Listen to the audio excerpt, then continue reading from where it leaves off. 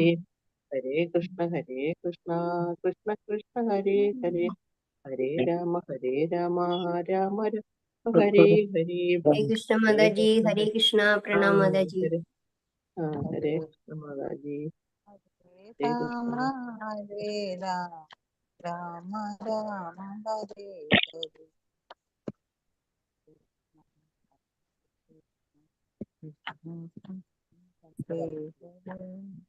हरे राम हरे राम राम राम हरे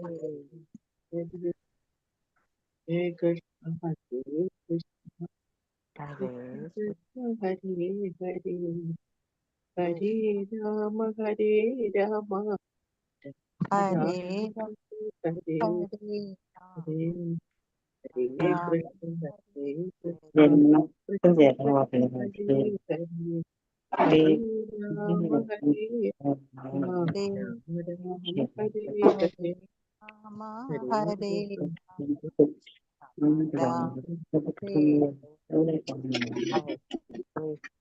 हरे हरे कृष्ण हरे कृष्णा हरे कृष्णा। हरे ओम कृष्ण नमो माता हरे जी, कृष्ण प्रणाम माता जी, हरे कृष्णा। भगवते वासुदेवाय। ओम नमो भगवते वासुदेवाय। ओम अज्ञानतिमिरान्धस्य ज्ञानाञ्जनाशलाकय चक्षुरुन्मीलितं येन तस्मै श्रीगुरवे नमः। नमो विष्णुपादाय कृष्णप्रेष्ठाय भूतले श्रीमते भक्तिवेदान्त स्वामिनिति नामिने। नमस्ते सरस्वते देवे गौरवाणी प्रचारिणे निर्विशेष शून्यवादी पाश्चात्य देशधारिणे। जय श्री कृष्ण चैतन्य प्रभु नित्यानंद श्री अद्वैत गदाधर श्रीवासादि गौर भक्त वृंद। हरे कृष्ण कृष्ण कृष्ण हरे हरे हरे राम राम राम हरे हरे। ഹരേ കൃഷ്ണ. ശ്രീ ശ്രീ രാധാ ഗോവിന്ദ് ടെമ്പിൾ ഇസ്കോൺ മാംഗ്ലൂരിന്റെ ഭഗവത്ഗീത ക്ലാസ്സിലേക്ക് എല്ലാവർക്കും സ്വാഗതം. അധ്യായം 2 രണ്ടാമത്തെ പാർട്ടല്ലേ നടക്കേണ്ടത്? ക്വസ്റ്റ്യൻസ് ഇട്ടിരുന്നോ ഗ്രൂപ്പില്? കണ്ടല്ലോ അല്ലെ? രണ്ടാമത്തെ പാട്ടാണ്, പാർട്ട് 2. ക്വസ്റ്റ്യൻസ് വന്നിരുന്നോ? വന്നു വന്നു വായിച്ചില്ല. ക്വസ്റ്റ്യൻസ് വന്നിരുന്നു. ഓക്കെ, ശരി മാതാജി. ഹരേ കൃഷ്ണ. അപ്പൊ നമ്മള് 30 വരെയാണ് എടുത്തത്. അതെ 30 വരെ 30 വരെ എടുത്തു. 31ാമത്തെ തൊട്ട് പറഞ്ഞു പോകാം. ഹരേ കൃഷ്ണ. ഓം നമോ ഭഗവതേ വാസുദേവായ. അപ്പൊ ഇവിടെ എന്താ പറഞ്ഞുകൊണ്ടിരിക്കണ്ടായിരുന്നത്? ആത്മാവിനെ കുറിച്ചാണ് പറഞ്ഞുകൊണ്ടിരിക്കണ്ടായിരുന്നത് അല്ലെ? ആത്മാവിനെ ആർക്കും കൊല്ലുവാൻ സാധിക്കില്ല. അതുകൊണ്ട് നീ ഒരു ജീവനെ കുറിച്ചും വ്യസനിക്കേണ്ട ആവശ്യമില്ല. ആത്മാവിന്റെ സവിശേഷതകളാണ് ഇപ്പൊ ഈ ശ്ലോകങ്ങളിലൂടെ പറഞ്ഞുകൊണ്ടിരിക്കുന്നുണ്ടായിരുന്നത്. ഇനി എന്താണ് അടുത്തതിൽ പറയേണ്ടിരുന്നത്? സ്വധർമ്മമഭിചാവേക്ഷ്യ ന വികമ്പിതുമർഹസി ശ്രേയോ ക്ഷത്രിയസ്യന്ന വിദ്യത്തെ. ക്ഷത്രിയൻ എന്ന നിലയ്ക്ക് നിനക്കുള്ള പ്രത്യേക കർത്തവ്യം ആലോചിച്ചാൽ മതശാസ്ത്രാനുസൃതമായ സമരത്തെക്കാൾ ഉത്തമമായ ഒരു കർത്തവ്യവും നിനക്ക് ചെയ്യാനില്ല. അതിനാൽ വൈമുഖ്യം കൈവിടുക. അപ്പോ ഒരു ക്ഷത്രിയൻ എന്ന നിലയ്ക്കുള്ള നിന്റെ കർത്തവ്യം ആലോചിച്ചു കഴിഞ്ഞാല് മതശാസ്ത്രാനുസൃതമായ സമരത്തെക്കാൾ ഉത്തമമായിട്ടുള്ള ഒരു കർത്തവ്യം നിനക്ക് ചെയ്യാനില്ല എന്ന് പറയുന്നത്. അപ്പൊ ക്ഷത്രിയന്റെ ധർമ്മം യുദ്ധം ചെയ്യുക എന്നുള്ളതാണ്. അപ്പൊ അതുകൊണ്ട് നീ അതിനേക്കാളും വലിയൊരു കർത്തവ്യം നിനക്ക് വേറെ ചെയ്യാനില്ല. അതുകൊണ്ട് നീ എന്ത് ചെയ്യണം? വൈമുഖ്യം കൈവിട്ട് യുദ്ധത്തിനൊരുങ്ങാനായിട്ട്. അപ്പൊ ക്ഷത്രിയൻ എന്ന് പറഞ്ഞാൽ എന്താണ്? ഉപദ്രവത്തിൽ നിന്ന് രക്ഷിക്കുന്നവനാണ് ക്ഷത്രിയൻ. ക്ഷത്ത് എന്നാൽ മുറിവേൽപ്പിക്കുക, ത്രായത്തെ രക്ഷപ്പെടുത്തുക. അപ്പൊ ക്ഷത്രിയൻ ഉപദ്രവത്തിൽ നിന്ന് രക്ഷിക്കുന്നവനാണ് ആര്? ക്ഷത്രിയൻ. 2 തരത്തില് സ്വധർമ്മമുണ്ട്. ഒന്ന് മുക്തനായതിനു ശേഷം, ഒന്ന് മുക്തനാകുന്നതിന് മുന്നും. മുക്തനാകാത്തിടത്തോളം കാലം എന്താണ്? നമ്മളെ പ്രമാണങ്ങൾ അനുസരിച്ച്, നമ്മള് ഗ്രന്ഥങ്ങൾ പ്രകാരം നമ്മൾ ഓരോ ശരീരത്തിനും നിറവേറ്റേണ്ടതായിട്ടുള്ള എല്ലാ കർമ്മങ്ങളും നമ്മൾ ചെയ്തേ പറ്റൂ. മുക്തനായതിനു ശേഷമാണെങ്കിൽ എന്താണ്? നമ്മളുടെ സ്വധർമ്മം എല്ലാം ആത്മീയമായിട്ട് തീരാണ്. നമ്മൾ അത് ചെയ്യേണ്ട ആവശ്യമില്ല. ഭഗവാന്റെ സേവ ചെയ്ത് കഴിഞ്ഞാൽ തന്നെ അത് മുഴുവൻ എന്താണ്? അതിന്റെ ഗുണം കിട്ടുന്നത് നമ്മൾ പഠിച്ചു കഴിഞ്ഞതാണ്. അപ്പൊ സ്വധർമ്മം എല്ലാം ആത്മീയമായിട്ട് തീരാണ് ചെയ്യണത്. അപ്പൊ ഈ ശാരീരിക തലത്തിൽ നമ്മൾ ചെയ്യുന്ന ഈ സ്വധർമ്മത്തെ ഭൗതികമായ രീതിയിൽ നമ്മൾ എന്താ പറഞ്ഞ? വർണ്ണാശ്രമ ധർമ്മം എന്നാണ് പറയുന്നത്. ആത്മജ്ഞാനത്തേക്കുള്ള ചവിട്ടുപടിയാണിത്. അപ്പൊ വർണ്ണാശ്രമ ധർമ്മം അഥവാ ശാരീര പ്രകൃതികൾക്ക് അനുസൃതമായ നിയത കർമ്മങ്ങൾ ചെയ്യുക എന്ന നിലയിൽ നിന്നാണ് മാനവധർമ്മം ആരംഭിക്കുന്നത്. അപ്പൊ നമ്മൾ ഈ വർണ്ണാശ്രമ ധർമ്മം നമ്മളെ ഭൗതിക ആയിട്ടുള്ള ചുറ്റുപാടുകൾ നമ്മൾ ചെയ്യേണ്ടതായിട്ടുള്ള കർമ്മങ്ങൾ, അത് നിന്നാണ് നമ്മൾ എന്താരംഭിക്കുന്നത്, നമ്മളെ മാനവധർമ്മം, നമുക്ക് ഓരോരുത്തർക്കും ചെയ്യേണ്ടതായിട്ടുള്ള ധർമ്മങ്ങൾ ആരംഭിക്കുന്നത്. യദൃച്ഛയാ ചോപപന്നം സ്വർഗദ്വാരാമം ആവൃതം സുഖിന ക്ഷത്രിയ പാർത്ഥ ലഭന്തെ യുദ്ധമീദൃശ്യം. പാർത്ഥ, യാദൃശ്ചികമായി ഇതുപോലെ ഒരു യുദ്ധത്തിന് അവസരം ലഭിക്കുന്ന ക്ഷത്രിയന്മാർ സന്തുഷ്ടരാണ്. എന്തെന്നാൽ സ്വർഗ കവാടം അവർക്ക് വേണ്ടി തുറക്കപ്പെട്ടിരിക്കുകയാണ്. അപ്പൊ അർജുനനോട് ഭഗവാൻ പറയാണ്, സാധാരണ എന്താണ്, എല്ലാ ക്ഷത്രിയന്മാരും സന്തോഷമായിരിക്കും ഉണ്ടാവുക ഇങ്ങനെ ഒരു അവസരം കിട്ടിക്കഴിഞ്ഞ. കാരണം യുദ്ധത്തിൽ മരണപ്പെടാണെങ്കിൽ അവർക്ക് എന്താണ്, സ്വർഗ കവാടം അവർക്ക് വേണ്ടി തുറക്കപ്പെട്ടിരിക്കും. ഇങ്ങനെ ഒരു അവസരം കിട്ടിക്കഴിഞ്ഞാൽ ക്ഷത്രിയന്മാർക്ക് പൊതുവെ സന്തോഷമായിരിക്കും. ക്ഷത്രിയന്റെ ധർമ്മം പ്രജകളെ ക്ലേശത്തിൽ നിന്ന് രക്ഷിക്കലാണ്. അതിനുവേണ്ടി നിയമാനുസൃതമായി അയാൾക്ക് ഹിംസയുടെ മാർഗം അവലംബിക്കാം. അപ്പോ ക്ഷത്രിയന്റെ ധർമ്മം എന്താണ്, യുദ്ധം ചെയ്യുക, പ്രജകളെ രക്ഷിക്കുക എന്നുള്ളതാണ് ക്ലേശങ്ങളിൽ നിന്ന്. അപ്പൊ അതുകൊണ്ട് തന്നെ അവര് ആ യുദ്ധത്തിൽ മരണപ്പെട്ടു പോയി കഴിഞ്ഞാൽ അവർക്ക് എന്താണ്, അവർക്ക് സ്വർഗ കവാടം കിട്ടും, സ്വർഗരാജ്യത്തിലേക്ക് പോകാനായിട്ട് സാധിക്കും. അപ്പോ ക്ഷത്രിയനെ സംബന്ധിച്ചിടത്തോളം സന്തോഷമുള്ള ഒരു കാര്യമാണ്. കാരണം ഇപ്പൊ അർജുനനോട് പറയാണ്, അതുകൊണ്ട് നിനക്കത് വിഷമിക്കേണ്ട ആവശ്യമില്ല. കാരണം നീ ഒരു ക്ഷത്രിയനാണ്, അതുകൊണ്ട് നീ അഥവാ മരണപ്പെട്ടു പോയാൽ നിനക്ക് സ്വർഗത്തിലേക്ക് പോകാൻ സാധിക്കും. അതല്ല നീ വിജയിക്കുകയാണെങ്കിലോ നിനക്ക് രാജ്യം കിട്ടും, അപ്പൊ നിനക്ക് രാജ്യം ഭരിക്കാൻ സാധിക്കും. അപ്പൊ ഏത് വിധത്തിലായാലും നിന്റെ നന്മയ്ക്ക് തന്നെയാണിത് എന്ന് അർജുനനോട് ഭഗവാൻ പറഞ്ഞു കൊടുക്കാണ്. അഥ ചേട്ടമിമം ധർമ്മ്യം സംഗ്രാമം ന കരിഷ്യസി തഥാ സ്വധർമ്മം കീർത്തിം ച ഹിത്വ പാപാമവാപ്സ്യസി.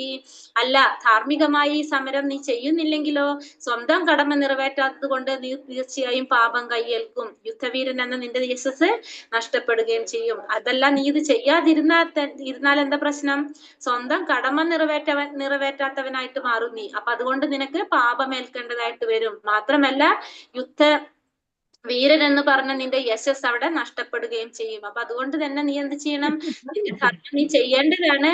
നീ ചെയ്തില്ലെങ്കിൽ നിന്റെ കടമ നിറവേറ്റാത്തത് കൊണ്ട് നീ പാപം കയ്യേൽക്കേണ്ടതായിട്ട് വരും. യുദ്ധവീരൻ എന്ന നിന്റെ യശസ് നഷ്ടപ്പെടുകയും ചെയ്യും. അർജുനൻ ഒരു പ്രശസ്ത യോദ്ധാവാണ്. അദ്ദേഹം അനേകം ദേവന്മാരെ, അതായത് പരമശിവനെ പോലെ യുദ്ധത്തിൽ തോൽപ്പിച്ച് കീർത്തി നേടിയിട്ടുള്ള ഒരു വ്യക്തിയാണ് ആര്, അർജുനൻ. അപ്പൊ യുദ്ധത്തിൽ നിന്ന് ഒഴിഞ്ഞു മാറിക്കഴിഞ്ഞാൽ ക്ഷത്രിയൻ എന്ന നിലയ്ക്ക് തന്റെ കടമ നിറവേറ്റിയില്ലെന്ന് വരും. അത് മാത്രമല്ല, നിന്റെ സൽകീർത്തി നഷ്ടപ്പെടും. അത് നിന്നെ നരകത്തിലേക്ക് ഉള്ള വഴിയൊരുക്കലാകും നിനക്ക്. മാത്രമല്ല, യുദ്ധം ചെയ്യാതെ നീ അതിൽ നിന്ന് അപ്പൊ മറ്റൊരു വിധത്തിൽ പറഞ്ഞാൽ എന്താണ്, നീ യുദ്ധം ചെയ്യുന്നത് കൊണ്ടല്ല, നീ അതിൽ നിന്ന് വിട്ടു നിൽക്കുമ്പോഴാണ് നിനക്ക് നരകം പോകേണ്ടി വരുന്നത്. കാരണം നിന്റെ ഉത്തരവാദിത്തം, നിന്റെ കടമ എന്താണ്, അത് നീ നിർവഹിക്കാതെ വരുമ്പോ നിനക്ക് സ്വാഭാവികമായിട്ടും നിനക്ക് എന്ത് ചെയ്യേണ്ടി വരും, നീ നരകത്തിലേക്ക് പോകേണ്ടതായിട്ട് വരും. നീ കടമയിൽ നിന്ന്, നിന്റെ ഉത്തരവാദിത്തത്തിൽ നിന്ന് വിട്ടു നിൽക്കുമ്പോഴാണ് നിനക്ക് നരകം പോകേണ്ടതായിട്ട് വരുന്നത്.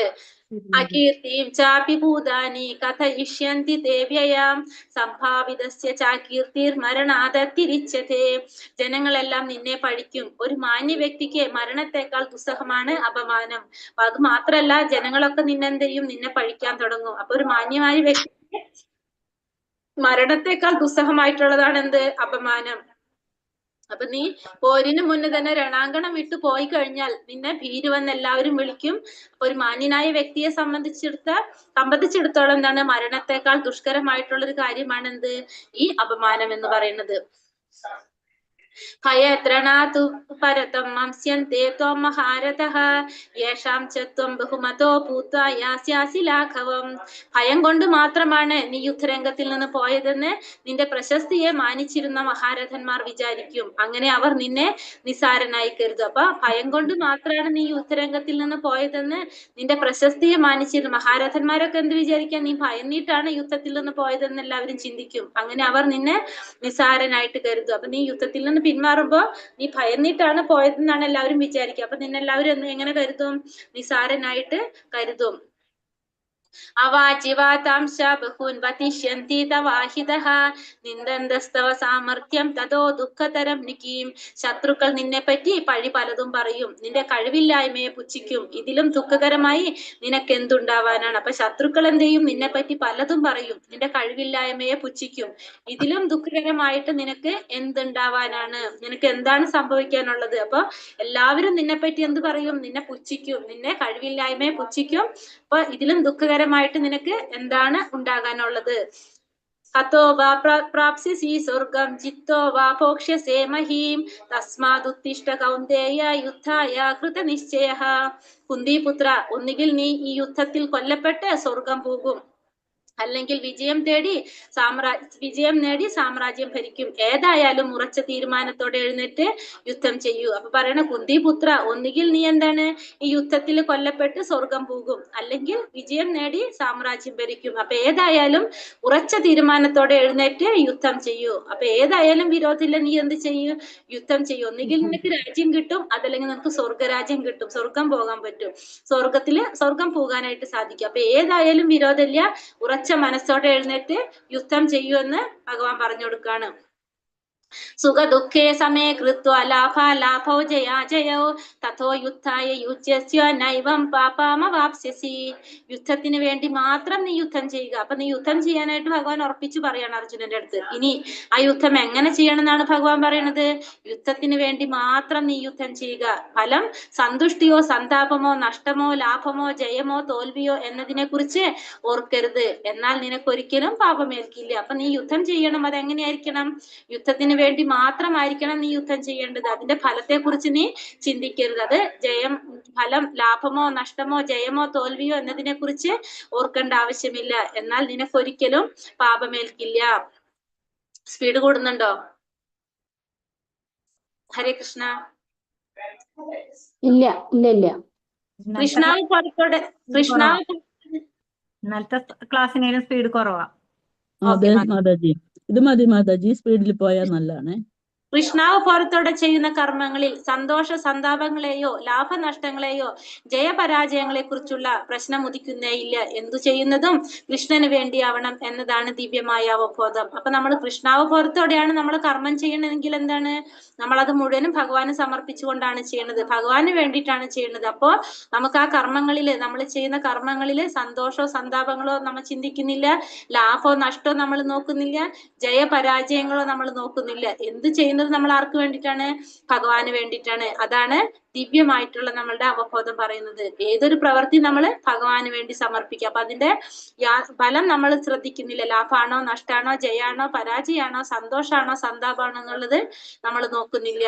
കൃഷ്ണാവബോധമാർന്ന പ്രവർത്തനങ്ങളിൽ പൂർണ്ണമായും മുഴുകിയ ഒരാൾക്ക് ലൗകിക പ്രവർത്തനങ്ങളാൽ ഉണ്ടാകുന്നത് പോലെ മറ്റാരോടും കടപ്പാടില്ല, അയാൾക്ക് ആരോടും ബാധ്യതയില്ല. കാരണം കൃഷ്ണാവബോധത്തിലുള്ള പ്രവർത്തികളാണ് ചെയ്യുന്നതെങ്കിൽ എന്താണ്?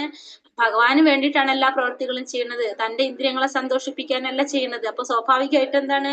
മറ്റുള്ളവരോട് ആരോടും യാതൊരു വിധത്തിലുള്ള കടപ്പാടുകളും ആർക്ക് വരുന്നില്ല? കൃഷ്ണാവബോധത്തിലുള്ള വ്യക്തികൾക്ക് വരുന്നില്ല. അപ്പൊ അതുകൊണ്ട് പറയുന്നതാണ്, ലൗകിക പ്രവർത്തനങ്ങൾ ഉണ്ടാകുന്നത് പോലുള്ള മറ്റാരോടും കടപ്പാടോ ബാധ്യതയോ ഒന്നും വരുന്നില്ല. എല്ലാം ഭഗവാന് വേണ്ടിയിട്ടാണ് ചെയ്യുന്നത്. ഏഷാ തേ വിഹിത സാഖ്യേ ബുദ്ധിർയോഗേതി മാം ശൃണു ബുദ്ധിയുക്തോ യയാ പാർത്ഥ കർമ്മബന്ധം പ്രഹാസിസി. ഇതുവരെ അപഗ്രഥനാത്മകമായ പഠനത്തിലൂടെ ആ ജ്ഞാനത്തെ പറ്റി നിനക്ക് ഞാൻ വിവരിച്ചു തന്നു. ഫലാസക്തിയില്ലാത്ത കർമ്മം ചെയ്യുന്നതിനെ പറ്റി ഇനി വിവരിക്കുന്നത് കേൾക്കൂ. അല്ലയോ പാർത്ഥ, ഇതറിഞ്ഞു പ്രവർത്തിച്ചാൽ നിനക്ക് കർമ്മബന്ധനങ്ങളിൽ നിന്നും മുക്തനാകാം. അപ്പൊ ഇതുവരെ എന്താണ്? അപഗ്രഥാത്മകമായിട്ടുള്ള പഠനത്തിലുള്ള, അതായത് സാഖ്യയോഗത്തെ കുറിച്ച് ഞാൻ നിനക്ക്, ആ ജ്ഞാനത്തെ കുറിച്ച് നിനക്ക് വിവരിച്ചു തന്നു. ഇനി ഫലത്തിൽ ആസക്തി ഇല്ലാതെ, ഫലം ആഗ്രഹിക്കാതെ കർമ്മം ചെയ്യുന്നതിനെ കുറിച്ച് നിനക്ക് വിവരിച്ചു തരാം. അപ്പോ നിനക്ക് എന്താണ്? കർമ്മബന്ധനങ്ങളിൽ നിന്ന് മുക്തനാക്കാനായിട്ട് സാധിക്കും. കാരണം ഫലം ആഗ്രഹിക്കുമ്പോഴാണ് നമ്മൾ എന്തിൽ വരുന്നത്? കർമ്മബന്ധനങ്ങളിൽ വരുന്നത്, അല്ലെ? അപ്പൊ വീണ്ടും നമ്മൾ അതിന്റെ ഫലം അനുഭവിക്കാൻ വേണ്ടിയിട്ട് ജന്മം എടുക്കേണ്ടി വരും. അതുകൊണ്ട് അത് പറഞ്ഞു തരാന്ന് പറയാണ്. ആത്മാവിന്റെ ശരിയായ സ്വഭാവത്തെ വിവരിക്കുന്ന തത്വശാസ്ത്രമാണ് സാഖ്യയോഗം. ഇന്ദ്രിയ നിയന്ത്രണത്തിന്റെയും, അപ്പൊ ആത്മാവിന്റെ ശരിയായ സ്വഭാവത്തെ വിവരിക്കുന്ന തത്വശാസ്ത്രമാണ് എന്ത്? സാഖ്യയോഗം. യുദ്ധം ചെയ്യാതിരിക്കാനുള്ള അർജുനന്റെ നിശ്ചയം ഇന്ദ്രിയ സുഖത്തിന്റെ അടിസ്ഥാനത്തിലുള്ളതാണ്. അപ്പൊ അർജുനൻ യുദ്ധം ചെയ്യാൻ തീരുമാനിച്ചത് എന്തുകൊണ്ടാണ്? യുദ്ധം ചെയ്യാതിരിക്കാൻ തീരുമാനിച്ചത് ഇന്ദ്രിയ സുഖത്തിന്റെ അടിസ്ഥാനത്തിലാണ്. തന്റെ ബന്ധുക്കളെ കുറിച്ച് ആലോചിച്ച് ആ ഒരു പ്രയാസം കൊണ്ടാണ് ആര് തീരുമാനം എടുക്കുന്നത്? അർജുനൻ. അതെന്താണ്? സ്വന്തം ഇന്ദ്രിയ സുഖത്തിന്റെ അടിസ്ഥാനത്തിലാണ് അത് തീരുമാനിക്കുന്നത്. ഇനി എന്താ പറയുന്നത്? നേഹാഭിക്രമിനാശോസ്തി പ്രത്യവായോന വിദ്യതേ സ്വൽപമഭ്യസ്യ ധർമ്മസ്യ ത്രായതേ മഹതോ ഭയാത്. നഷ്ടമോ ലാഭമോ ഈ ഉദ്യമത്തിലില്ല.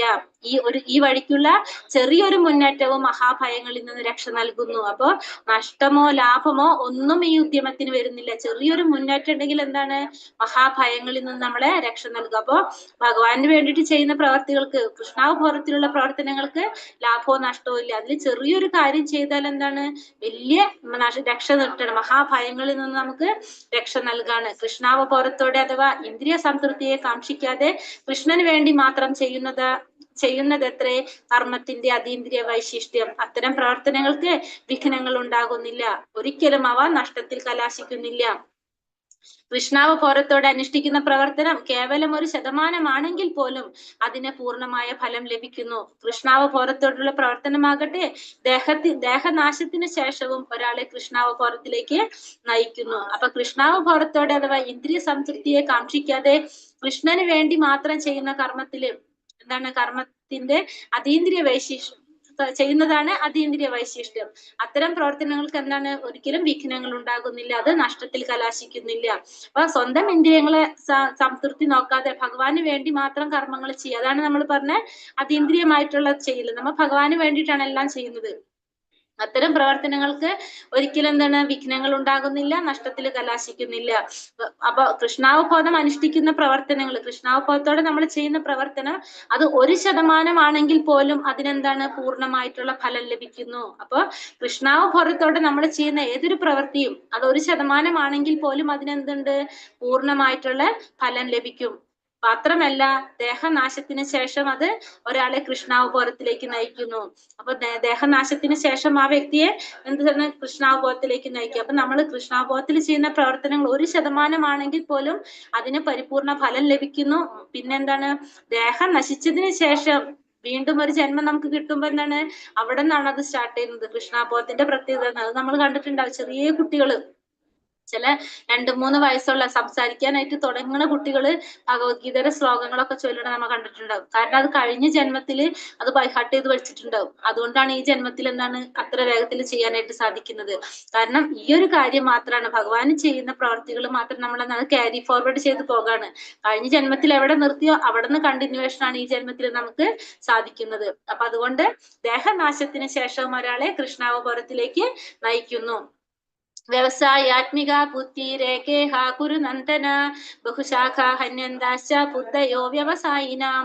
ഈ വഴിക്ക് പോകുന്നവർ നിശ്ചയദാർഢ്യമുള്ളവരാണ്, ലക്ഷ്യവും ഒന്നു മാത്രം. കുരുനന്ദന, ദൃഢനിശ്ചയമില്ലാത്തവരുടെ ബുദ്ധിയാകട്ടെ പല ശാഖകളോട് കൂടിയതാണ്.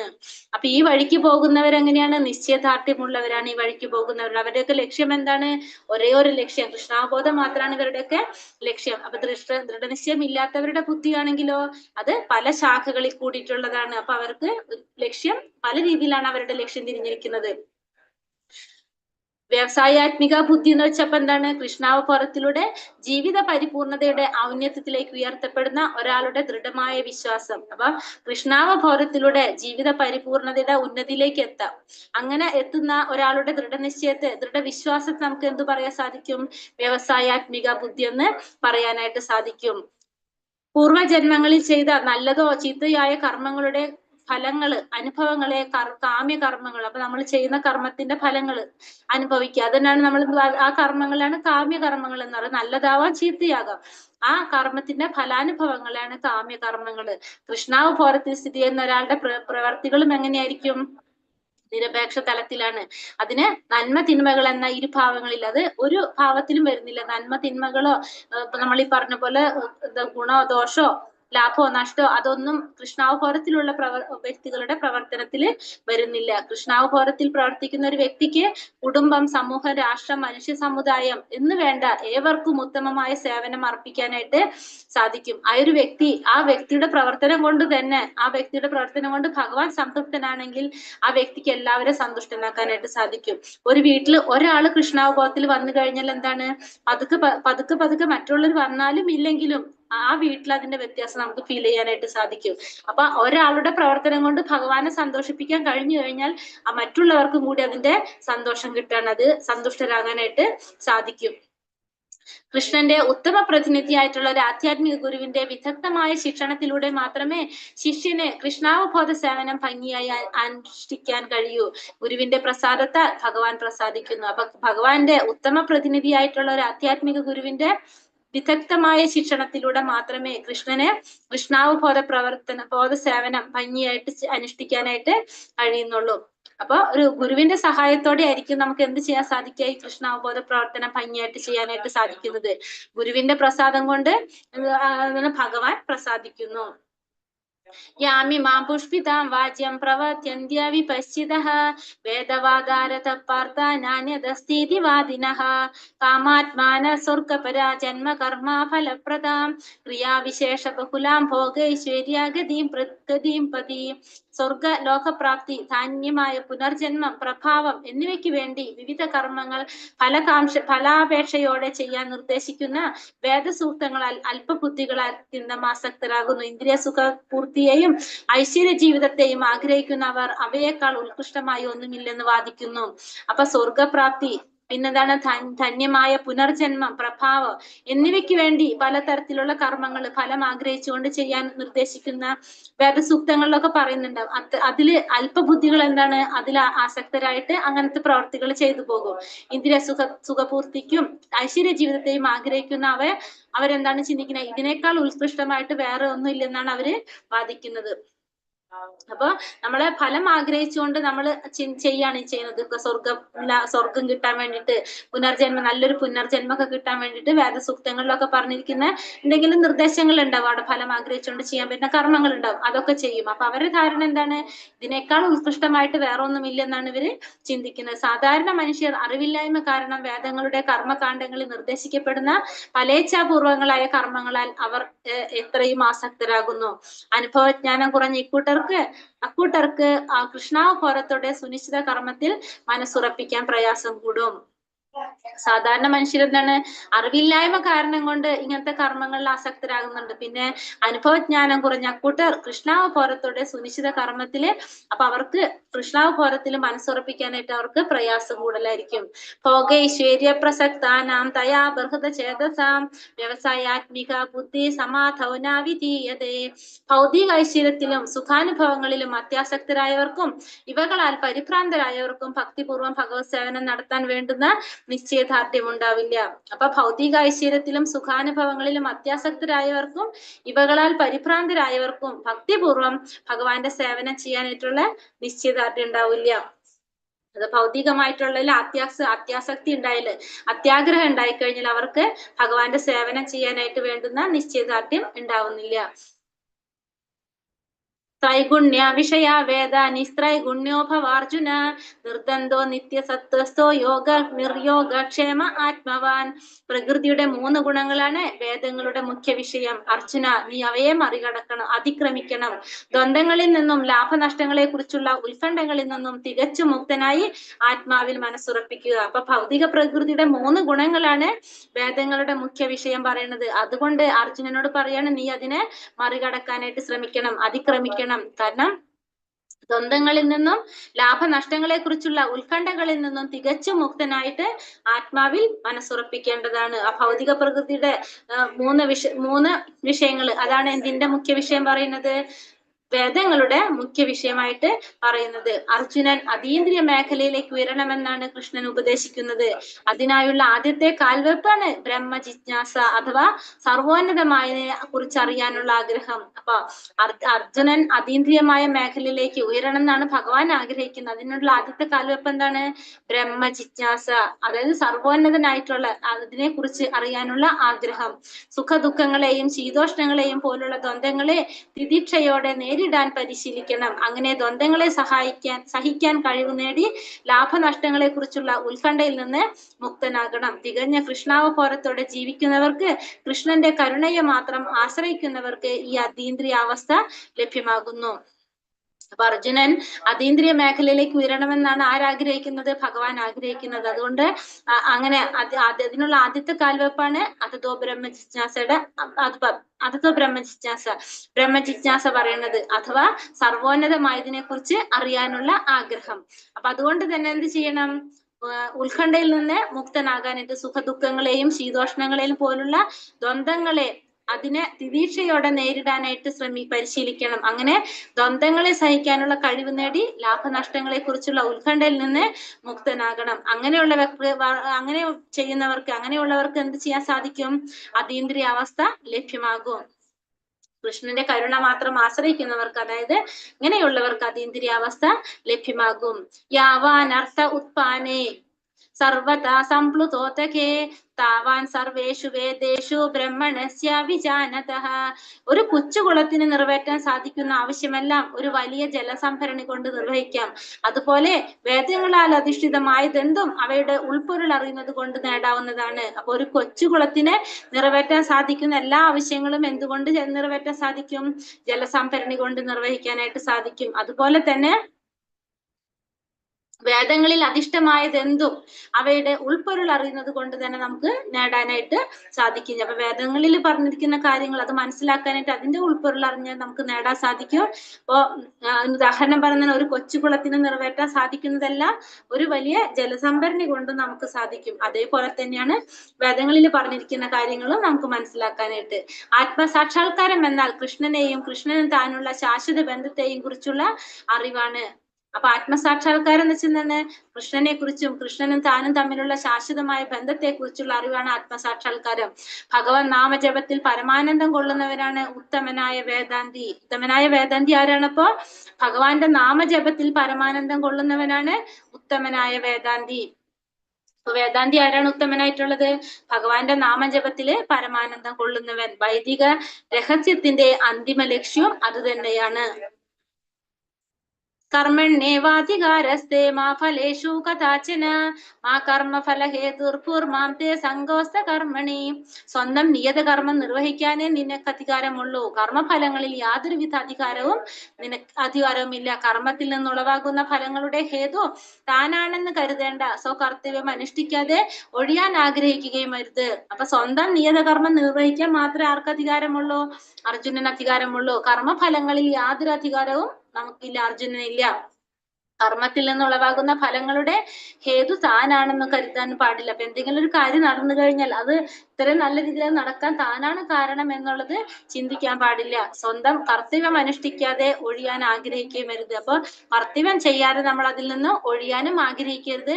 കർത്തവ്യം ചെയ്തു കഴിഞ്ഞിട്ടുണ്ടെങ്കിൽ അതിന്റെ ഫലം, അതിന് കിട്ടിയ ഫലം നല്ല ഫലമായാലും അത് ഞാൻ കാരണമാണ് കിട്ടിയതെന്ന് കരുതാനും പാടില്ല.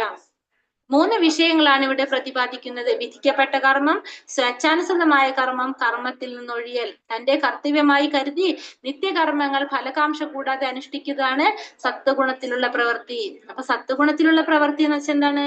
തന്റെ കർത്തവ്യമാണത് എന്ന് കരുതിക്കൊണ്ട് ഫലം ആഗ്രഹിക്കാതെ കർമ്മം ചെയ്യുകയാണെങ്കിൽ അത് സത്വഗുണത്തിലുള്ള പ്രവർത്തികളാണ്. ഫലം ഉദ്ദേശിച്ച് ചെയ്യുന്നവ ബന്ധനഹേതുവായി തീരുന്നത് കൊണ്ട് അത് മംഗളകരങ്ങളല്ല. ഫലം ഉദ്ദേശിച്ച് ചെയ്യുമ്പോ എന്താണ്? അതിന്റെ ഫലം അനുഭവിക്കാൻ വേണ്ടിയിട്ട് നമ്മൾ വീണ്ടും ജന്മം എടുക്കേണ്ടതായിട്ട് വരും. അപ്പൊ അത് മംഗളകരമായിട്ടുള്ളതല്ല. വിധിക്കപ്പെട്ട കർമ്മങ്ങൾ അനാസക്തി പൂർവ്വം നിർവഹിക്കപ്പെട്ടാൽ അത് ഒരാളെ മുക്തിമാർഗത്തിലേക്ക് എത്തിക്കും. അപ്പൊ നമുക്ക് വിധിക്കപ്പെട്ട കർമ്മങ്ങൾ നമ്മൾ ആസക്തി ഇല്ലാതെ നമ്മൾ ചെയ്യുകയാണെങ്കിൽ എന്താണ്? സ്വാഭാവികമായിട്ടും അയാളെ മുക്തിമാർഗത്തിലേക്ക് എത്തിക്കാനായിട്ട് സാധിക്കും. യോഗസ്ഥ കുരു കർമാണി സംഘം ത്യക്താ ധനഞ്ജയ സിദ്ധി സിദ്ധ്യോ സമോ ഭൂതോ സമത്വം യോഗ ഉച്യത്തെ. അല്ലയോ അർജുന, ജയാപജയങ്ങളോടുള്ള മമത വെടിഞ്ഞ് സമചിത്തതയോടെ നിന്റെ കർത്തവ്യം അനുഷ്ഠിക്കുക. ഈ സമചിത്തതയെയാണ് യോഗം എന്ന് പറയുന്നത്. അപ്പൊ എന്താ പറഞ്ഞ? അല്ലയോ അർജുന, ജയപരാജയങ്ങളോടുള്ള മമത കൈവെടിഞ്ഞ് സമചിത്തതയോടെ നീ എന്ത് ചെയ്യണം? നിന്റെ കർത്തവ്യം നീ അനുഷ്ഠിക്കണം. ആ സമചിത്തതയാണ് എന്ത് പറയുന്നത്? യോഗം എന്ന് പറയുന്നത്. അപ്പൊ ജയവും പരാജയവും ഒന്നും നമ്മൾ നോക്കേണ്ട ആവശ്യമില്ല. സമചിത്തതയോടെ നിന്റെ കർത്തവ്യം എന്താണോ അത് മാത്രം നമ്മൾ ചെയ്യാം. അതിന് നമുക്ക് എന്ത് പറയാം? യോഗം എന്ന് പറയാനായിട്ട് സാധിക്കും. സദാ അസ്വസ്ഥങ്ങളായിരിക്കുന്ന ഇന്ദ്രിയങ്ങളെ നിയന്ത്രിക്കുക വഴി മനസ്സിനെ പരമോന്നതിൽ ഏകാഗ്രീകരിക്കലാണ് യോഗം. അപ്പൊ നമ്മള് ഭഗവാനില് നമ്മളെ മനസ്സിനെ ഭഗവാനില് ഏകാഗ്രീകരിക്കുക. അതിനാണ് നമ്മൾ എന്ത് പറയുന്നത്? യോഗം എന്ന് പറയുന്നത്. നമ്മളെ ഇന്ദ്രിയങ്ങളെ നിയന്ത്രിക്കുക, അതുവഴി മനസ്സിനെ ഭഗവാനിൽ കേന്ദ്രീകരിച്ചു കൊടുക്കുക. അതിനെ നമുക്ക് യോഗം എന്ന് പറയാനായിട്ട് സാധിക്കും. കൃഷ്ണന്റെ നിർദ്ദേശങ്ങൾ അനുസരിക്കുക എന്നതാണ് യഥാർത്ഥത്തിലുള്ള യോഗം. ഒന്നുകിൽ കൃഷ്ണന്റെ സേവകനാവുക, അല്ലെങ്കിൽ കൃഷ്ണ ഭക്തന്മാരുടെ സേവനാവുക. അതാണ് കൃഷ്ണാവബോധത്തോടെ സ്വധർമ്മം നിറവേറ്റാനും യോഗയുക്തനായി പ്രവർത്തിക്കാനുള്ള ഒരേ ഒരു വഴി. അപ്പൊ ഒന്നുകിൽ നമ്മൾ എന്ത് ചെയ്യണം? ഭഗവാന്റെ സേവകനാവണം, അല്ലെങ്കിലോ ഭഗവാന്റെ ഭക്തന്മാരുടെ സേവകനാവണം. അതാണ് നമുക്ക് എന്ത് ചെയ്യാൻ സാധിക്കുന്നത്? അതുകൊണ്ട് സ്വധർമ്മം നിറവേറ്റാനുള്ള ഒരേ ഒരു വഴി ഏതാണ്? അതാണ്. ഒന്നില്ലെങ്കിൽ ഭഗവാനെ സേവിക്കുക, അല്ലെങ്കിൽ ഭഗവാന്റെ ഭക്തന്മാരെ സേവിക്കുക. കാരണം ഭഗവാൻ പറയുന്നുണ്ടല്ലോ, ഭഗവാൻ എപ്പോഴും ഭഗവാന്റെ ഭക്തന്മാരുടെ ഹൃദയത്തിലാണ് ഇരിക്കുന്നത്. ദാസാന് ദാസാന് ദാസാന് ദാസ എന്ന് പറഞ്ഞാൽ ഞാൻ എന്റെ ദാസന്റെ ദാസന്റെ ദാസന്റെ ദാസനാന്ന് പറഞ്ഞു. അപ്പൊ അതുകൊണ്ട് തന്നെ നമ്മള് ഭഗവാനെ കാണുന്ന പോലെ തന്നെയാണ് ഭഗവാന്റെ ഭക്തന്മാരെ കാണുന്നത്. അതുകൊണ്ടാണ് നമ്മള് ആരെ കാണുമ്പോഴും പ്രണമിക്കുന്നത്. എന്തിനാണ്? നമ്മൾ ആ വ്യക്തിയല്ല പ്രണമിക്കുന്നത്, നമ്മുടെ ഉള്ളിലിരിക്കുന്ന പരമാത്മാവിനെയാണ് നമ്മൾ പ്രണമിക്കുന്നത്. നമ്മൾ ഹരേ കൃഷ്ണ പറയുന്നത്, നമസ്തേ പറയുന്നത്, അവരെ റെസ്പെക്ട് ചെയ്യുന്നത് എന്തുകൊണ്ടാണ്? നമ്മൾ ഒരാളെ കാണുമ്പോൾ നമ്മൾ ആ കാണുന്ന ആ ശരീരത്തിന്, ആ വ്യക്തിയെ അല്ല നമ്മൾ പ്രണമിക്കുന്നത്, അതിനുള്ളിലിരിക്കുന്ന പരമാത്മാവിനെയാണ് നമ്മൾ പ്രണമിക്കുക. അതുകൊണ്ട് തന്നെ നമ്മൾ ആരെ കണ്ടു കഴിഞ്ഞാലും നമ്മൾ അവരെ വണങ്ങണം. ചിലപ്പോൾ നമ്മളേക്കാൾ ചെറുതാവാം വലുതാവാം, പക്ഷെ നമ്മൾ റെസ്പെക്ട് നമ്മൾ കൊടുക്കേണ്ടതാണ്. കാരണം അതിനുള്ളിലിരിക്കുന്ന പരമാത്മാവിനെയാണ് നമ്മൾ എന്ത് ചെയ്യുന്നത്? നമിക്കുന്നത്. ദൂരേണാഹ്യവ്യരം കർമ്മ ബുദ്ധി യോഗാ ധനഞ്ജയ ബുദ്ധൗ ശരണമന്വിച്ച കൃപണ ഫലഹേതവഃ. അല്ലയോ ധനഞ്ജയ, ജുഗുപ്തസഹമായ കർമ്മങ്ങളെല്ലാം ഭക്തിയുടെ സേവനത്താൽ അകറ്റി നിർത്തുക. ആ ബോധത്തോടെ ഭഗവാനെ ശരണം പ്രാപിക്കുക. കർമ്മഫലങ്ങൾ അനുഭവിക്കാൻ ആഗ്രഹിക്കുന്നവർ കൃപണന്മാരാണ്. എന്താ പറഞ്ഞത്? കർമ്മഫലങ്ങള് എല്ലാതും എന്താണ് ചെയ്യേണ്ടത്? ഭക്തിയുടെ സേവനത്തിൽ ആ കർമ്മഫലങ്ങളെല്ലാം അകറ്റി നിർത്തണം. ആ ബോധത്തോടെ ഭഗവാനെ ശരണം പ്രാപിക്കുക. കർമ്മഫലങ്ങൾ അനുഭവിക്കാൻ ആഗ്രഹിക്കുന്നവരാരാണ്? അവര് കൃപണന്മാരാണ്. അപ്പൊ ഭക്തിയുടെ സേവനം കൊണ്ട് കർമ്മഫലങ്ങളെല്ലാം കർമ്മങ്ങളെല്ലാം ഭക്തിയുടെ സേവനത്തിൽ നിന്ന് അകറ്റി നിർത്തണം. ആ ബോധത്തോടെ ഭഗവാനെ ശരണം പ്രാപിക്കുക. അങ്ങനെ അല്ലെങ്കിൽ ഫലങ്ങൾ ആഗ്രഹിക്കുന്നവരാരാണ്? കൃപണന്മാരാണെന്ന് പറയാണ്. തന്റെ മൂലസ്വരൂപം ഭഗവാന്റെ ദാസ്യമാണെന്ന് മനസ്സിലാക്കിയവർ കൃഷ്ണാവബോധത്തോടെയുള്ള കർമ്മത്തിൽ മാത്രം ഏർപ്പെട്ടിരുന്നു. അപ്പൊ ഭഗവാനാണ് നമ്മുടെ നമ്മൾ ഭഗവാന്റെ നിത്യദാസന്മാരാണെന്ന് മനസ്സിലാക്കി കഴിഞ്ഞാൽ നമ്മൾ എന്ത് ചെയ്യും? കൃഷ്ണാവബോധത്തിലുള്ള കർമ്മത്തിൽ മാത്രം ഏർപ്പെട്ടുകൊണ്ടിരിക്കും.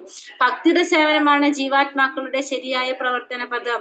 കൃഷ്ണാവബോധപൂർവകമായ പ്രവർത്തനത്തിന് വേണ്ടി സർവശക്തികളും ഉപയോഗിക്കുന്നവർക്ക് ജീവിത വിജയം തീർച്ചയായും കൈവരും. അപ്പൊ കൃഷ്ണാവബോധത്തോടെ പ്രവർത്തിക്കാൻ വേണ്ടിയിട്ട് എല്ലാ ശക്തികളും സർവശക്തികളും ഉപയോഗിക്കുന്നവർക്ക് സ്വാഭാവികമായിട്ട് എന്തുണ്ടാവും? ജീവിത വിജയം കൈവരിക്കാനായിട്ട് സാധിക്കും. ബുദ്ധിയുക്തോ ജഹാതീഹ ഉഭയ സുകൃത ദുഷ്കൃതേ തസ്മാത് യോഗായ യുച്യസ്യ യോഗ കർമ്മസു കൗശലം. ഭക്തിഭരിതമായ സേവനത്തിൽ ഏർപ്പെടുന്നവന് ഇഹലോകത്തിൽ തന്നെ നല്ലതും ചീത്തയുമായ കർമ്മങ്ങളിൽ നിന്ന് മുക്തനാകാം. അതിനാൽ യോഗത്തിനായി യത്നിക്കുക. അല്ലയോ അർജുന, കർമ്മകുശലതയാണ് യോഗം. അപ്പൊ ഭക്തിഭരിതമായിട്ടുള്ള സേവനത്തിൽ ഏർപ്പെടുന്നവന് ഇഹലോകത്തിൽ തന്നെ നല്ലതും ചീത്തയുമായിട്ടുള്ള കർമ്മങ്ങളിൽ നിന്ന് മുക്തനാകാനായിട്ട് സാധിക്കും. അതിനാൽ യോഗത്തിനായി യത്നിക്കുക. അല്ലയോ അർജുന, കർമ്മകുശലതയാണ് യോഗം എന്ന് പറയണത്. അപ്പൊ ഭക്തിഭരിതമായ സേവനത്തിൽ ഏർപ്പെടുന്നവന് ഈ ലോകത്തിൽ തന്നെ നല്ലതും ചീത്തയുമായിട്ടുള്ള കർമ്മങ്ങളിൽ നിന്ന് മുക്തനാകാനായിട്ട് സാധിക്കും. അപ്പൊ അതുകൊണ്ട് നമ്മൾ എന്ത് ചെയ്യണം? യോഗത്തിനായിട്ട് യത്നിക്കണം. ഭഗവാനായിട്ട് കണക്ട് ചെയ്യാനായിട്ട് നമ്മൾ ശ്രമിക്കുക. ഭക്തിയുടെ സേവനങ്ങൾ ചെയ്തുകൊണ്ടിരിക്കുക. അപ്പൊ ഈ കാലത്തിൽ തന്നെ, ഈ ഭൗതിക ലോകത്തിൽ തന്നെ നമുക്ക് എന്താണ്? നമുക്ക് കർമ്മങ്ങളിൽ നിന്ന് മുക്തനാകാനായിട്ട് സാധിക്കും. സർവവിധനെയും കൃഷ്ണ ഭഗവാന് സ്വയം സമർപ്പണം ചെയ്ത് ജനിമൃതികളുടെയും കർമ്മങ്ങളുടെയും ചങ്ങലക്കെട്ടിൽ നിന്ന് മുക്തനാകണം. ഇപ്പൊ ഏതെങ്കിലും വിധേനയും കൃഷ്ണ ഭഗവാന് സ്വയം സമർപ്പണം ചെയ്ത് ജനിമൃതികളുടെയും പ്രതികർമ്മങ്ങളുടെയും ചങ്ങലക്കെട്ടിൽ നിന്ന് മുക്തനാകണം. കർമ്മഫലങ്ങളുടെ ശുദ്ധീകരണത്തിനുതകുന്ന കൃഷ്ണാവബോധത്തോടെ പ്രവർത്തിക്കുവാൻ അർജുനനെ ഭഗവാൻ ഉപദേശിക്കുന്നു. അപ്പൊ കർമ്മഫലങ്ങളുടെ ശുദ്ധീകരണത്തിനുതകുന്ന കൃഷ്ണാവബോധത്തോടെ പ്രവർത്തിക്കാൻ വേണ്ടിയിട്ട് അർജുനനെ ഭഗവാൻ ഉപദേശിക്കുകയാണ് ചെയ്യുന്നത്. അപ്പൊ കർമ്മഫലങ്ങള് ആഗ്രഹിക്കാതെ നമ്മൾ എന്ത് ചെയ്യാൻ പറഞ്ഞത്? കൃഷ്ണാവബോധത്തോടെ പ്രവർത്തിക്കാനാണ് ഭഗവാൻ അർജുനനോട് പറയുന്നത്. കർമ്മജം ബുദ്ധിയുക്താഹി ഫലം ത്യക്താമനീക്ഷിണഃ ജന്മബന്ധാവി നിർമുക്ത പദം ഗച്ഛന്ത്യ നാമയം. ഇപ്രകാരം ഭഗവത് ഭക്തി സേവനത്തിൽ ഏർപ്പെട്ടുകൊണ്ട് ഋഷീശ്വരന്മാർ അഥവാ ഭക്തന്മാർ ഭൗതിക ലോകത്തിലെ കർമ്മഫലങ്ങളിൽ നിന്ന് മുക്തരാകുന്നു. ഇങ്ങനെ ജനന മരണ ശൃംഖലയിൽ നിന്നും മോചിതരായി അവർ സകല കഷ്ടതകൾക്കുപരിയായ അവസ്ഥയിൽ എത്തിച്ചേരുന്നു. ഇപ്രകാരം ഭഗവത് സേവനത്തിൽ ഏർപ്പെട്ടുകൊണ്ട് ഋഷീശ്വരന്മാർ അഥവാ ഭക്തന്മാർ ഭൗതിക ലോകത്തിലെ കർമ്മഫലങ്ങളിൽ നിന്ന് മുക്തരാകുന്നു. ഇങ്ങനെ അവരെന്താണ് ജനന മരണത്തിന്റെ ആ ശൃംഖലയിൽ നിന്ന് മോചിതരായി അവർക്ക് സകല ഉപരിയായ അവസ്ഥയിലേക്ക് എത്തിച്ചേരാനായിട്ട് സാധിക്കും. ഇവിടെ എന്താ പറഞ്ഞ ഭഗവത് സേവനത്തിൽ ഏർപ്പെട്ടുകൊണ്ട് ഋഷീശ്വരന്മാരൊക്കെ എന്താണ് ചെയ്തത്, അല്ലെങ്കിൽ ഭഗവാന്റെ ഭക്തന്മാര് ഭൗതിക ലോകത്തിലെ ഈ കർമ്മഫലങ്ങളിൽ നിന്ന് അവർക്ക് മുക്തരാകാനായിട്ട് സാധിച്ചു. എങ്ങനെ? ഭഗവാന്റെ ഭക്തിയുടെ സേവനത്തിൽ ഏർപ്പെട്ടുകൊണ്ട്. അത് മാത്രമല്ല ജനന മരണ ശൃംഖലയിൽ നിന്ന് മോചിതരായിട്ട് അവർക്ക് സകല കഷ്ടതകൾക്കുപരിയായിട്ടുള്ള ഒരു അവസ്ഥയിലേക്ക് എത്തിച്ചേരാനായിട്ടും സാധിക്കും. എങ്ങനെ? എന്ത് ചെയ്താല്? ഭക്തിയുടെ സേവനത്തില് ഏർപ്പെട്ടുകൊണ്ടിരുന്നാല്. യഥാ തേ മോഹ കലിലം ബുദ്ധിർ വ്യതിതരിഷ്യതി തഥാ ഗന്ധാസി നിർവേദം ശ്രോതവ്യസ്യ ശ്രുതസ്യ ച. ബുദ്ധി വ്യാമോഹമാകുന്ന നിബിഡ വനത്തെ പിന്നിട്ട് കഴിയുമ്പോൾ കേട്ടതിനെ കുറിച്ചും കേൾക്കേണ്ടതിനെ കുറിച്ചും നീ ഉദാസീനനായി തീരും. അപ്പൊ ബുദ്ധി എന്ത് ചെയ്യണത്? വ്യാമോഹമാകുന്ന നിബിഡ വനത്തെ പിന്നിട്ട് വ്യാമോഹത്തെ പിന്നിട്ട് കഴിഞ്ഞാല് കേട്ടതിനെ കുറിച്ചും കേൾക്കേണ്ടതിനെ കുറിച്ചും ഒക്കെ നീ എന്തായിട്ട് മാറും? ഉദാസീനനായിട്ട് മാറും. അപ്പൊ എല്ലാം നിനക്ക് ഒരേപോലെ തന്നെ തോന്നിക്കും. ശ്രുതി വിപ്രതിപന്നാതേ യഥാസ്ഥാസ്യതി നിശ്ചല സമാധാവചല ബുദ്ധി തഥാ യോഗമവാപ്സ്യസി. എപ്പോൾ നിന്റെ മനസ്സ് വേദങ്ങളുടെ അലങ്കൃത വാക്യങ്ങൾ വശപ്പെടാതെ ആത്മസാക്ഷാത്കാരത്തിനായി ഉറച്ചു നിൽക്കുന്നുവോ അപ്പോൾ നീ ദിവ്യാവബോധം കൈവരിച്ചു കഴിഞ്ഞവനാകുന്നു. എപ്പോഴാണോ നിന്റെ മനസ്സ് വേദങ്ങളുടെ അലങ്കൃത വാക്യങ്ങൾക്ക് വശപ്പെടാതെ ആത്മസാക്ഷാത്കാരത്തിനായിട്ട് ഉറച്ചു നിൽക്കാൻ സാധിക്കുന്നതോ അപ്പോൾ നീ ദിവ്യാവബോധം കൈവരിച്ച് കഴിഞ്ഞവനായിരിക്കും. അപ്പോഴാണ് നിനക്ക് ദിവ്യാവബോധം കൈവരിക്കാനായിട്ട് സാധിക്കുന്നത്. എങ്ങനെ? വേദങ്ങളുടെ അലങ്കൃത വാക്യങ്ങൾക്ക് വശപ്പെടാതെ ആത്മസാക്ഷാത്കാരത്തിനായിട്ട് ഉറച്ചു നിൽക്കാനായിട്ട് നിന്റെ മനസ്സിന് സാധിക്കുമ്പോൾ അപ്പോൾ നിനക്ക് എന്ത് സാധിക്കും? ദിവ്യാവബോധം കൈവരിക്കാനായിട്ട് സാധിക്കും. സ്ഥിതപ്രജ്ഞസ്യ കാഭാക്ഷ സമാധിസ്തസ്യ കേശവ സ്ഥിതാതീം കീ പ്രഭാഷേത കിമാസീതാവ്രചേതകീം. അർജുനൻ ചോദിച്ചു. അപ്പൊ അർജുനൻ ഇതൊക്കെ കേട്ടപ്പോ അർജുനൻ എന്താ ചോദിക്കുന്നത്? അല്ലയോ കൃഷ്ണ, ദിവ്യാവബോധസ്ഥിതനായ വ്യക്തിയുടെ ലക്ഷണങ്ങൾ എന്തെല്ലാം?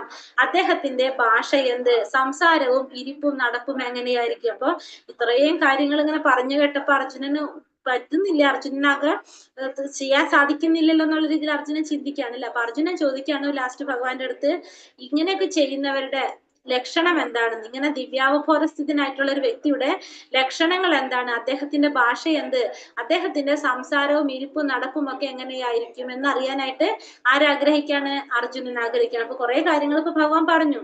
അപ്പൊ അർജുനൻ ചോദിക്കാണ്, ഇപ്പൊ ഇതേപോലൊക്കെ ചെയ്യുന്ന വ്യക്തിയുടെ ലക്ഷണങ്ങൾ എന്തായിരിക്കും, അദ്ദേഹത്തിന്റെ ഭാഷ എന്തായിരിക്കും, സംസാരവും ഇടുപ്പും നടപ്പും എങ്ങനെയായിരിക്കും? പ്രജഹാതി യഥാ കാമാൻ സർവാൻ പാർത്ഥാമനോഗതാൻ ആത്മന്യേവാത്മനോ തുഷ്ട സ്ഥിത പ്രജ്ഞസ്തോച്യത്തെ. ഭഗവാൻ പറഞ്ഞു, ഹേ പാർത്ഥ, മനകൽപ്പിത്രങ്ങളാൽ ഉണ്ടാകുന്ന നാനാവിധത്തിലുള്ള ഐന്ദ്രിയ കാംക്ഷകളെ ത്യജിക്കുന്നതോടൊപ്പം മനസ്സ് ശുദ്ധീകരിക്കപ്പെടുകയും ആത്മാവിൽ തന്നെ സംതൃപ്തി കൊള്ളുകയും ചെയ്യുമ്പോൾ ഒരാൾ സ്ഥിതപ്രജ്ഞൻ എന്ന് പറയപ്പെടുന്നു. അപ്പൊ എപ്പോഴാണ് സ്ഥിതപ്രജ്ഞനാവുന്നത്? അതായത് നാനാവിധത്തിലുള്ള ഇന്ദ്രിയ കാംക്ഷകളെ ത്യജിക്കുന്നതോടൊപ്പം തന്നെ മനസ്സ് ശുദ്ധീകരിച്ച് ആത്മാവിൽ തന്നെ സംതൃപ്തി കൊള്ളുമ്പോൾ ഒരു വ്യക്തിക്ക് സ്ഥിതപ്രജ്ഞൻ എന്ന് പറയാനായിട്ട് സാധിക്കും. അപ്പൊ പലതരത്തിലുള്ള നമ്മളെ ഇന്ദ്രിയമായിട്ടുള്ള ആഗ്രഹങ്ങളെ ത്യജിക്കുന്നതോടൊപ്പം മനസ്സ് ശുദ്ധീകരിക്കുകയും പിന്നെ ആത്മാവിൽ തന്നെ സംതൃപ്തി കൊള്ളുകയും ചെയ്യുമ്പോൾ അയാള് എന്ന് പറയാൻ നമുക്ക് ചെയ്യുമ്പോൾ അയാളെ സ്ഥിതപ്രജ്ഞൻ എന്ന് പറയാനായിട്ട് സാധിക്കും. അപ്പൊ മെയിനായിട്ട് സ്ഥിതപ്രജ്ഞൻ എന്ന് വെച്ചാൽ ആരാണ്? ഇന്ദ്രിയങ്ങളെ നിയന്ത്രിക്കാനായിട്ട് സാധിക്കുന്ന, ഇന്ദ്രിയ ആഗ്രഹങ്ങളെ, ഇന്ദ്രിയ കാംക്ഷകളെ ത്യജിക്കുക, മനസ്സ് ശുദ്ധീകരിച്ച് ആത്മാവിൽ തന്നെ നിർത്താൻ സാധിക്കുക. അങ്ങനെയുള്ള വ്യക്തിയാണ് ആര്? സ്ഥിതപ്രജ്ഞൻ. ദുഃഖേഷനുദിഗ്മന സുഖേഷു വിഗതസ്പൃഹഃ വീതരാഗ ഭയക്രോധ സ്ഥിതധീർമുനിരുച്യതേ. ത്രിവിധ ക്ലേശങ്ങൾക്ക് നടുവിലും മനസ്സ് പ്രക്ഷുബ്ധമാവാതെയും സുഖത്തിൽ അമിതമായി സന്തോഷിക്കാതെയും ആസക്തി, ഭയം, ക്രോധം ഇവയിൽ നിന്നും വിമുക്തനായും ഇരിക്കുന്ന വ്യക്തിയെ സ്ഥിതപ്രജ്ഞൻ എന്ന് പറയാം. അപ്പൊ ത്രിവിധ ക്ലേശങ്ങൾക്ക് നടുവിലും മനസ്സ് പ്രക്ഷുബ്ധമാവാതെ സുഖത്തിൽ അമിതമായി സന്തോഷിക്കാതെ ആസക്തി, ഭയം, ക്രോധം ഇവയിൽ നിന്ന് മുക്തനായിട്ടിരിക്കുന്ന വ്യക്തിയെ നമുക്ക് എന്ത് പറയാം? സ്ഥിതപ്രജ്ഞൻ എന്ന് പറയാം. അപ്പൊ ത്രിവിധ ക്ലേശങ്ങൾ എന്ന് വെച്ചാൽ ഏതൊക്കെയാണ്? ആദി ഭൗതിക്, ആദി ദൈവിക്, ആദി ആധ്യാത്മിക്. ഏതൊക്കെയാ 3 ത്രിവിധ ക്ലേശങ്ങള്? ഒന്ന് ആധ്യാത്മിക്, ആദി ദൈവിക്, ആദി ഭൗതിക്. ഒന്ന് ആധ്യാത്മികം. ആധ്യാത്മികം എന്ന് വെച്ചിട്ടുണ്ടെങ്കിൽ എന്താണ്? ത്രിവിധ ക്ലേശങ്ങളിൽ ആധ്യാത്മികം, ആദി ഭൗതിക്, ആദി ദൈവിക്. ഭൗതിക പ്രകൃതി കൊണ്ടുണ്ടാകുന്ന ക്ലേശങ്ങള്, പിന്നെ ദേവന്മാര് മൂലം ഉണ്ടാകുന്ന ക്ലേശങ്ങള്, ശരീരം കൊണ്ടും നമ്മളെ പ്രവൃത്തി കൊണ്ടും മനസ്സുകൊണ്ടൊക്കെ ഉണ്ടാവുന്ന ക്ലേശങ്ങൾ. അങ്ങനെ 3 തരത്തിലുള്ള ക്ലേശങ്ങൾ: ആദി ഭൗതിക്, ആദി ദൈവിക്, ആധ്യാത്മിക്. ഇതാണ് ത്രിവിധ ക്ലേശങ്ങൾ പറയുന്നത്. സർവത്രാനപി സ്നേഹ തത് പ്രാപ്യ ശുഭാശുഭം നാഭിനന്ദതി തസ്യ പ്രജ്ഞാ പ്രതിഷ്ഠിത. ഈ ഭൗതിക ലോകത്തിൽ തനിക്ക് ലഭിക്കുന്ന നല്ലതോ ചീത്തയോ ആയ ഒന്നിനാലും ബാധിക്കപ്പെടാതെയും അവയെ പുകഴ്ത്തുകയോ പുച്ഛിക്കുകയോ ചെയ്യാതെയും വർത്തിക്കുന്നവനാണ് സമ്പൂർണ്ണ ജ്ഞാനത്തിൽ ഉറച്ചു നിൽക്കുന്നത്. അപ്പൊ ഈ ഭൗതിക ലോകത്തിൽ തനിക്ക് ലഭിക്കുന്ന നല്ലതോ ചീത്തയോ ആയിട്ടുള്ള ഒന്നിനാലും ബാധിക്കപ്പെടാതെ അവയെ പുകഴ്ത്തുകയോ പുച്ഛിക്കുകയോ ചെയ്യാതെ വർത്തിക്കുന്നവനാണ് സമ്പൂർണ്ണ ജ്ഞാനത്തിൽ ഉറച്ചു നിൽക്കുന്നത്. ഈ ഭൗതിക ലോകത്തില് തനിക്ക് ലഭിക്കുന്ന നല്ലതും ചീത്തയായിട്ടുള്ള ഒന്നും അദ്ദേഹത്തെ ബാധിക്കുന്നില്ല. പിന്നെ അതിനെ പുകഴ്ത്തുകയോ പുച്ഛിക്കുകയോ ചെയ്യാതെ ചെയ്യുന്ന വ്യക്തി, അങ്ങനെയുള്ള വ്യക്തി സമ്പൂർണ്ണ ജ്ഞാനത്തിൽ ഉറച്ചു നിൽക്കുക. അപ്പൊ ഒന്നും ആ ഒരു വ്യക്തിയെ ബാധിക്കുന്നില്ല. അത് മാനമായിക്കോട്ടെ, അഭിമാനമായിക്കോട്ടെ, ഒരാൾ പുച്ഛിക്കുന്നതായിക്കോട്ടെ, പുകഴ്ത്തുന്നതായിക്കോട്ടെ, നല്ലതായിക്കോട്ടെ, ചീത്തതായിക്കോട്ടെ, അതൊന്നും ആ വ്യക്തിയെ ബാധിക്കുന്നില്ല. ഭൗതിക പരിവർത്തനങ്ങളിൽ അസ്വസ്ഥനാകാതെ നന്മ തിന്മകളുടെ പാത ഏൽക്കാതെയുള്ള ഭക്തനെ കൃഷ്ണാവബോധം ഉറച്ചവനാണ്. അപ്പൊ ഭൗതിക പ്രവർത്തനങ്ങളിൽ അസ്വസ്ഥനാകാതെ നന്മ തിന്മകളുടെ പാത ഏൽക്കാതെയുള്ള ഭക്തൻ ആരാണ്? കൃഷ്ണാവബോധം ഉറച്ചവനാണ്. അപ്പൊ ഭൗതിക പരിവർത്തനത്തിൽ പല വ്യത്യാസങ്ങളും പല പ്രശ്നങ്ങളും നമ്മളിൽ ഉണ്ടാവില്ല. ഭൗതികമായിട്ടുള്ള ജീവിതത്തില് അതില് അസ്വസ്ഥത കാണിക്കാതെ ഉള്ള ഭക്തൻ എന്താണ്? കൃഷ്ണാവബോധം ഉറച്ചവനാണ്. കൃഷ്ണനിൽ മാത്രം താല്പര്യമുള്ള കൃഷ്ണാവബോധം ഉറച്ച ഭക്തനെ ദ്വന്ദ്ങ്ങൾ ബാധിക്കുകയില്ല. ആ വിധത്തിലുള്ള കൃഷ്ണാവബോധം സമാധി എന്നറിയപ്പെടുന്ന തികഞ്ഞ അതീന്ദ്രിയാവസ്ഥയിലേക്ക് ജീവാത്മാവിനെ എത്തിക്കുന്നു. അപ്പൊ കൃഷ്ണനിൽ മാത്രം താല്പര്യമുള്ള കൃഷ്ണാവബോധത്തിൽ ഉറച്ച ഭക്തനെ എന്താണ്? ദ്വന്ദ്ങ്ങള് ബാധിക്കുന്നില്ല. ആ വിധത്തിലുള്ള കൃഷ്ണാവബോധം സമാധി എന്ന് അറിയപ്പെടുന്നു. തികഞ്ഞ അതീന്ദ്രിയാവസ്ഥയിലേക്ക് ജീവാത്മാവിനത് എത്തിക്കുന്നു. കൃഷ്ണനിൽ മാത്രം താല്പര്യമുള്ളത്, കൃഷ്ണാവബോധത്തിൽ ഉറച്ച ഭക്തന്മാരെ എന്ത് ബാധിക്കില്ല? ദ്വന്ദ്ങ്ങളൊന്നും ബാധിക്കില്ല. അതുകൊണ്ട് ആ വിധത്തിലുള്ള കൃഷ്ണാവബോധത്തിന് നമ്മൾ എന്ത് പറയും? സമാധി എന്ന് പറയും. അല്ലെങ്കിൽ എവിടേക്ക് എത്തിക്കാണ് ജീവാത്മാവിനെ? അതീന്ദ്രിയ അവസ്ഥയിലേക്ക് ജീവാത്മാവിനെ എത്തിക്കാണ് ചെയ്യുന്നത്. യഥാ സംഹരതേ ചായം കൂർമോങ്കാനീവ സർവശഃ ഇന്ദ്രിയാണീന്ദ്രിയാർത്ഥേഭ്യസ്തസ്യ പ്രജ്ഞാ പ്രതിഷ്ഠിത. ആമ തന്റെ അവയവങ്ങളെ തോടിനുള്ളിലേക്ക് വലിക്കുന്നത് പോലെ ഇന്ദ്രിയങ്ങളെ വിഷയങ്ങളിൽ നിന്ന് പിൻവലിക്കാൻ കഴിയുന്നവനാണ് സ്ഥിതപ്രജ്ഞൻ. അപ്പൊ സ്ഥിതപ്രജ്ഞനാരാണ്? ഇന്ദ്രിയങ്ങളെ വിഷയങ്ങളിൽ നിന്ന് പിൻവലിക്കാൻ കഴിയുന്ന വ്യക്തിയെ എന്ത് പറയാം? സ്ഥിതപ്രജ്ഞൻ എന്ന് പറയാം. ഇന്ദ്രിയങ്ങളെ വിഷയങ്ങളിൽ നിന്ന് പിൻവലിക്കാൻ കഴിവുള്ള വ്യക്തിയാണ് സ്ഥിതപ്രജ്ഞൻ. ഉദാഹരണം എങ്ങനെ പറഞ്ഞിരിക്കുന്നത്? ഉപമ: ആമ തന്റെ അവയവങ്ങളെ തോടിനുള്ളിലേക്ക് വലിക്കുന്നത് പോലെ. ആമ തന്റെ അവയവങ്ങളെ എങ്ങനെയാണ് തോടിനുള്ളിലേക്ക് വലിക്കുന്നത്, അതേപോലെ ഇന്ദ്രിയ വിഷയങ്ങളില് ആസക്തി ഉണ്ടാകാതെ ആ ഇന്ദ്രിയങ്ങളെ പിൻവലിക്കാൻ സാധിക്കുന്ന വ്യക്തിയെ സ്ഥിതപ്രജ്ഞൻ എന്ന് പറയാനായിട്ട് സാധിക്കും. ഇച്ഛാനുസരണം ഇന്ദ്രിയങ്ങളെ നിയന്ത്രിക്കാനുള്ള കഴിവാണ് യോഗിയുടെയും ഭക്തന്റെയും ആത്മജ്ഞാനിയുടെ ലക്ഷ്യം. നമ്മളുടെ ഇഷ്ടത്തിന് ഇന്ദ്രിയങ്ങളെ കൺട്രോൾ ചെയ്യാനായിട്ട് സാധിക്കുക, നിയന്ത്രിക്കാനായിട്ട് സാധിക്കുക. അത് ആർക്കൊക്കെ പറ്റും? യോഗികൾക്ക് സാധിക്കും, ഭക്തന്മാർക്ക് സാധിക്കും. ഭക്തന്റെയും ആത്മജ്ഞാനിയുടെയും ലക്ഷണം. സുഖാനുഭോഗങ്ങൾ ചുരുക്കി ആ വിധി നിഷേധങ്ങളെ അനുസരിക്കാൻ കഴിയാത്തവർക്ക് കൃഷ്ണാവബോധത്തിൽ ഉറച്ചു നിൽക്കാനായിട്ട് സാധിക്കില്ല. അപ്പൊ സുഖഭോഗങ്ങളൊക്കെ ചുരുക്കിയിട്ട് വിധി നിഷേധങ്ങളെ അനുസരിക്കാൻ കഴിയാത്തവർക്ക് കൃഷ്ണാവബോധത്തിൽ ഉറച്ചു നിൽക്കാനായിട്ട് ഒട്ടും സാധിക്കുന്നുണ്ടാവില്ല. ഉദാഹരണമാണ് ഇപ്പൊ നമ്മൾ പറഞ്ഞ ആമ. കൃഷ്ണാവബോധത്തിലുള്ളവർ ഇന്ദ്രിയങ്ങളെ ഭഗവാന്റെ സേവനത്തിന് വേണ്ടുന്ന പ്രത്യേക ആവശ്യങ്ങൾക്കായി ഉപയോഗപ്പെടുത്തുന്നു, മറ്റു സന്ദർഭങ്ങളിൽ പിൻവലിക്കുക. അപ്പൊ കൃഷ്ണാവബോധത്തിലുള്ള ഭക്തന്മാരെ എങ്ങനെയാണ്? കൃഷ്ണാവബോധത്തിലുള്ളവര് ഇന്ദ്രിയങ്ങളെ ഭഗവാന്റെ സേവനത്തിന് വേണ്ടുന്ന പ്രത്യേക ആവശ്യത്തിന് വേണ്ടി മാത്രം ഉപയോഗിക്കും. അത് കഴിഞ്ഞു കഴിഞ്ഞാൽ, ആ സന്ദർഭങ്ങൾ കഴിഞ്ഞു കഴിഞ്ഞാലോ അതിനെ ഉൾവലിക്കും. സ്വന്തം തൃപ്തിക്കായി ഇന്ദ്രിയങ്ങൾ ഉപയോഗിക്കുന്നതിന് പകരം അവയെ ഭഗവാന്റെ സേവനത്തിനായി അർപ്പിക്കുക. അതാണ് അർജുനൻ ലഭിച്ച ഉപദേശം. അപ്പൊ സ്വന്തം തൃപ്തിക്കായിട്ട് ഇന്ദ്രിയങ്ങൾ ഉപയോഗിക്കുന്നതിന് പകരം ഭഗവാന്റെ സേവനത്തിനായിട്ട് അർപ്പിക്കുക. അതാണ് അർജുനന് ലഭിക്കുന്ന ഉപദേശം. അപ്പൊ നമുക്കും അത് തന്നെ ബാധകം. നമ്മുടെ ഇന്ദ്രിയങ്ങളെ സന്തോഷിപ്പിക്കാൻ നോക്കാതെ ഭഗവാന്റെ ഇന്ദ്രിയങ്ങളെ സന്തോഷിപ്പിക്കാനാണ് നമ്മൾ ശ്രമിക്കേണ്ടത്. വിഷയാവിനി വർത്തന്തേ നിരാഹാരസ്യ ദേഹിന രസവർജം രസോപ്യസ്യ പരം ദൃഷ്ടവ നിവർത്തതേ. വിഷയസുഖങ്ങളോടുള്ള താല്പര്യം നിലനിൽക്കുന്നുണ്ടെങ്കിലും ശരീരസ്ഥനായ ആത്മാവ് ഇന്ദ്രിയ നിയന്ത്രണം പാലിക്കേണ്ടതാണ്. ഇത്തരം പ്രക്രിയകൾ അവസാനിപ്പിച്ച് ഉന്നതമായ രുചി അനുഭവിക്കുന്നതോടെ അയാൾ സ്ഥിതപ്രജ്ഞനാകുന്നു. അപ്പൊ വിഷയസുഖങ്ങളോടുള്ള താല്പര്യം നിലനിൽക്കുന്നുണ്ടെങ്കിലും ശരീരസ്ഥനുള്ള ആത്മാവ് എന്ത് ചെയ്യണം? ഇന്ദ്രിയ നിയന്ത്രണം പാലിക്കേണ്ടതാണ്. അത്തരം പ്രക്രിയകളൊക്കെ അവസാനിപ്പിച്ചുകൊണ്ട് ഉന്നതമായ രുചി അനുഭവിക്കുന്നതോടെ അയാൾക്ക് സ്ഥിതപ്രജ്ഞനാകാനായിട്ട് സാധിക്കും. അതീന്ദ്രിയ അവസ്ഥയിലല്ലാതെ ഇന്ദ്രിയ സുഖാനുഭൂതികളിൽ നിന്ന് വിരമിക്കുക സാധ്യമല്ല. അപ്പൊ അതീന്ദ്രിയ അവസ്ഥകളിലല്ലാതെ ഇന്ദ്രിയ സുഖാനുഭൂതിയിൽ നിന്ന് വിരമിക്കുക എന്ന് പറഞ്ഞാൽ അത് സാധ്യമായിട്ടുള്ള കാര്യമല്ല. കൃഷ്ണാവതാരത്തിന്റെ പുരോഗമനത്തിൽ പരമപുരുഷനായ കൃഷ്ണൻ ഭഗവാന്റെ സൗന്ദര്യം ആസ്വദിക്കുന്നവരാകട്ടെ ജഡമായ ഭൗതിക പദാർത്ഥങ്ങളിൽ ആസക്തി ഉണ്ടാവില്ല. അപ്പൊ കൃഷ്ണാവതാരത്തിന്റെ പുരോഗമനത്തിൽ എങ്ങനെയാണ്? പരമപുരുഷനായ കൃഷ്ണ ഭഗവാന്റെ സൗന്ദര്യം ആസ്വദിക്കുന്നവനോ ജഡമായ ഭൗതിക പദാർത്ഥങ്ങളിൽ ആസക്തി തീരെ ഉണ്ടാകില്ല. ശരിക്കും കൃഷ്ണാവബോധം ഉദിച്ചവനാകട്ടെ തുച്ഛ വിഷയങ്ങളിലുള്ള ആസക്തി തനിയെ നശിക്കും. കൃഷ്ണാവബോധത്തിലുള്ള വ്യക്തിയാണെങ്കിൽ ആ വ്യക്തിക്ക് എന്താണ് മറ്റുള്ള കാര്യങ്ങൾ ഇന്ദ്രിയ വിഷയങ്ങളിലൊന്നും ആസക്തി ഉണ്ടാവില്ല, താല്പര്യം ഉണ്ടാവില്ല. യത്തോഹ്യപ്പി കൗന്ദേയ പുരുഷസ്യാവിപശ്ചിതഃ ഇന്ദ്രിയാണി പ്രമാഥീനി ഹരന്തി പ്രസദം മനഃ. ഇന്ദ്രിയങ്ങൾ അടക്കമില്ലാത്തവയും കരുത്തുള്ളവയുമാണ്. അർജുന, അവയെ നിയന്ത്രിക്കാൻ ശ്രമിക്കുന്നവന്റെ മനസ്സിനെ അവൻ വിവേകിയാണെങ്കിൽ പോലും അവ ബലാത്കാരേണ വലിച്ചു നീക്കുന്നു. അപ്പൊ ഇന്ദ്രിയങ്ങൾ എങ്ങനെയാണ്? അടക്കമില്ലാത്തതാണ്, അത് കരുത്തുള്ളതുമാണ്. അപ്പൊ അതുകൊണ്ട് അതിനെ നിയന്ത്രിക്കാൻ ശ്രമിക്കുന്നവൻ എന്ത് ചെയ്യും? അത് ബലാത്കാരേണ വലിച്ചു നീക്കാനായിട്ട് ശ്രമിക്കും. അപ്പൊ ഇന്ദ്രിയങ്ങളെ നമുക്ക് നിയന്ത്രിക്കാൻ വളരെ പാടാണ്. നമ്മൾ എന്ത് ചെയ്യണം? പ്രാക്ടീസ് കൊണ്ട് നമ്മൾ എന്ത് ചെയ്തുകൊണ്ട് വരണം? നമ്മൾ ഭഗവാന്റെ സേവയ്ക്കായിട്ട് ഇന്ദ്രിയങ്ങൾ ഉപയോഗിക്കുകയാണ് വേണ്ടത്. അങ്ങനെ മാത്രമേ നമുക്ക് എന്ത് ചെയ്യാൻ സാധിക്കുള്ളൂ? നമ്മുടെ ഇന്ദ്രിയങ്ങളെ നിയന്ത്രിക്കാനായിട്ട് സാധിക്കുള്ളൂ. പൂർണ്ണമായും കൃഷ്ണാവബോധം ഉദിച്ചാലല്ലാതെ ഇന്ദ്രിയ മനോനിയന്ത്രണം ലഭ്യമാക്കില്ല. മനസ്സ് കൃഷ്ണനിൽ ഉറപ്പിക്കാതെ ഒരാൾക്ക് ഇത്തരത്തിലുള്ള ഭൗതിക പ്രവർത്തനങ്ങളിൽ നിന്ന് പിന്മാറാനും സാധിക്കില്ല. ഭൗതിക ഭോഗങ്ങൾ കൃഷ്ണാവബോധത്തിനു മുമ്പിൽ അനാസ്വാദ്യങ്ങളാണ്. അത്രമേൽ ദിവ്യമായൊരു വിശിഷ്ട അനുഭൂതി അത്രേ കൃഷ്ണാവബോധം. വിശക്കുന്ന ഒരാൾക്ക് പോഷകങ്ങളായ ഭക്ഷ്യപദാർത്ഥങ്ങൾ വേണ്ടുവോളം ആസ്വദിച്ചാലുണ്ടാകുന്ന പോലെ ഒരു അനുഭവമാണത്. അപ്പൊ ഒരാള് വിശന്നിരിക്കുമ്പോ അയാൾക്ക് കുറെ ഭക്ഷണ പദാർത്ഥങ്ങൾ കിട്ടിക്കഴിഞ്ഞാൽ അയാൾക്ക് എന്താണ്? അയാൾക്ക് വളരെ സന്തോഷമായിരിക്കില്ല. കാരണം അത് ഏറ്റവും ബെസ്റ്റ് ആഹാരമായിരിക്കും അയാളുടെ മനസ്സിൽ. അതേപോലെ തന്നെയാണ് എന്ത് പറയണത് ഈ കൃഷ്ണാവബോധത്തിനെ കുറിച്ച് പറയുന്നത്. ഭൗതിക ഭോഗങ്ങൾ കൃഷ്ണാവബോധത്തിന് മുന്നിൽ അനാസ്വാദ്യങ്ങളാണ്. അത്രമേൽ ദിവ്യമായൊരു വിശിഷ്ട അനുഭൂതിയാണ് ഇത് കൃഷ്ണാവബോധം.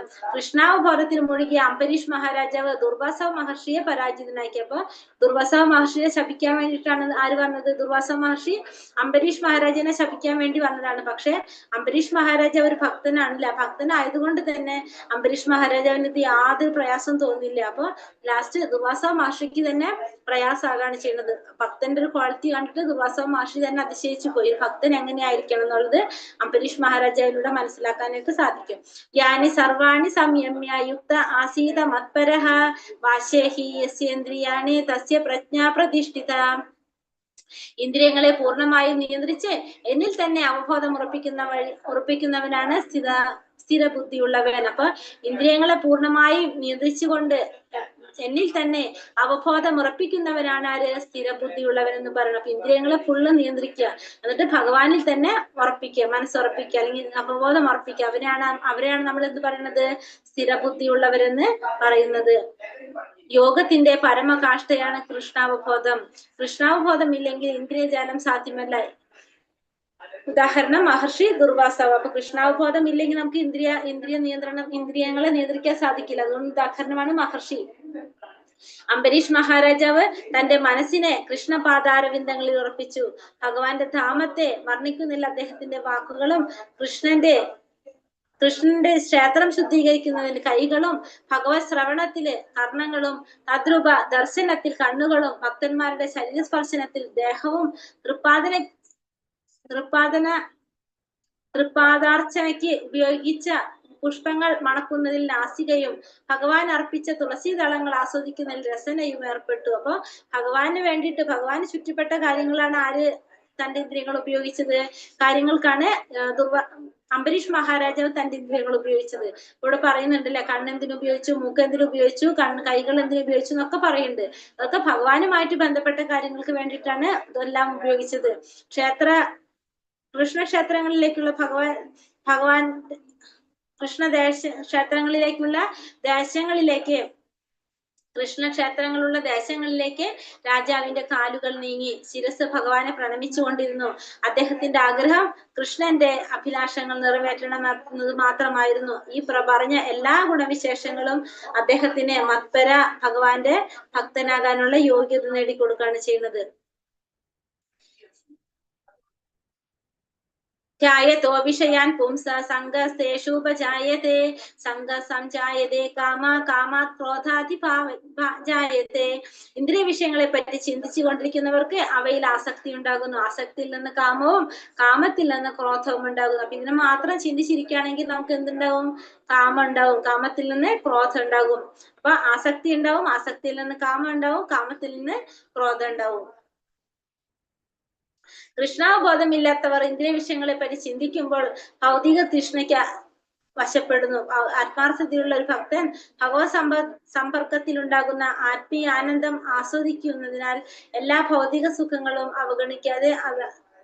അവഗണിക്കുന്നു. അതത്രേ ഭക്തന്റെ വിജയരഹസ്യം. അപ്പൊ ആത്മാർത്ഥതയുള്ള ഒരു ഭക്തൻ എന്താണ്?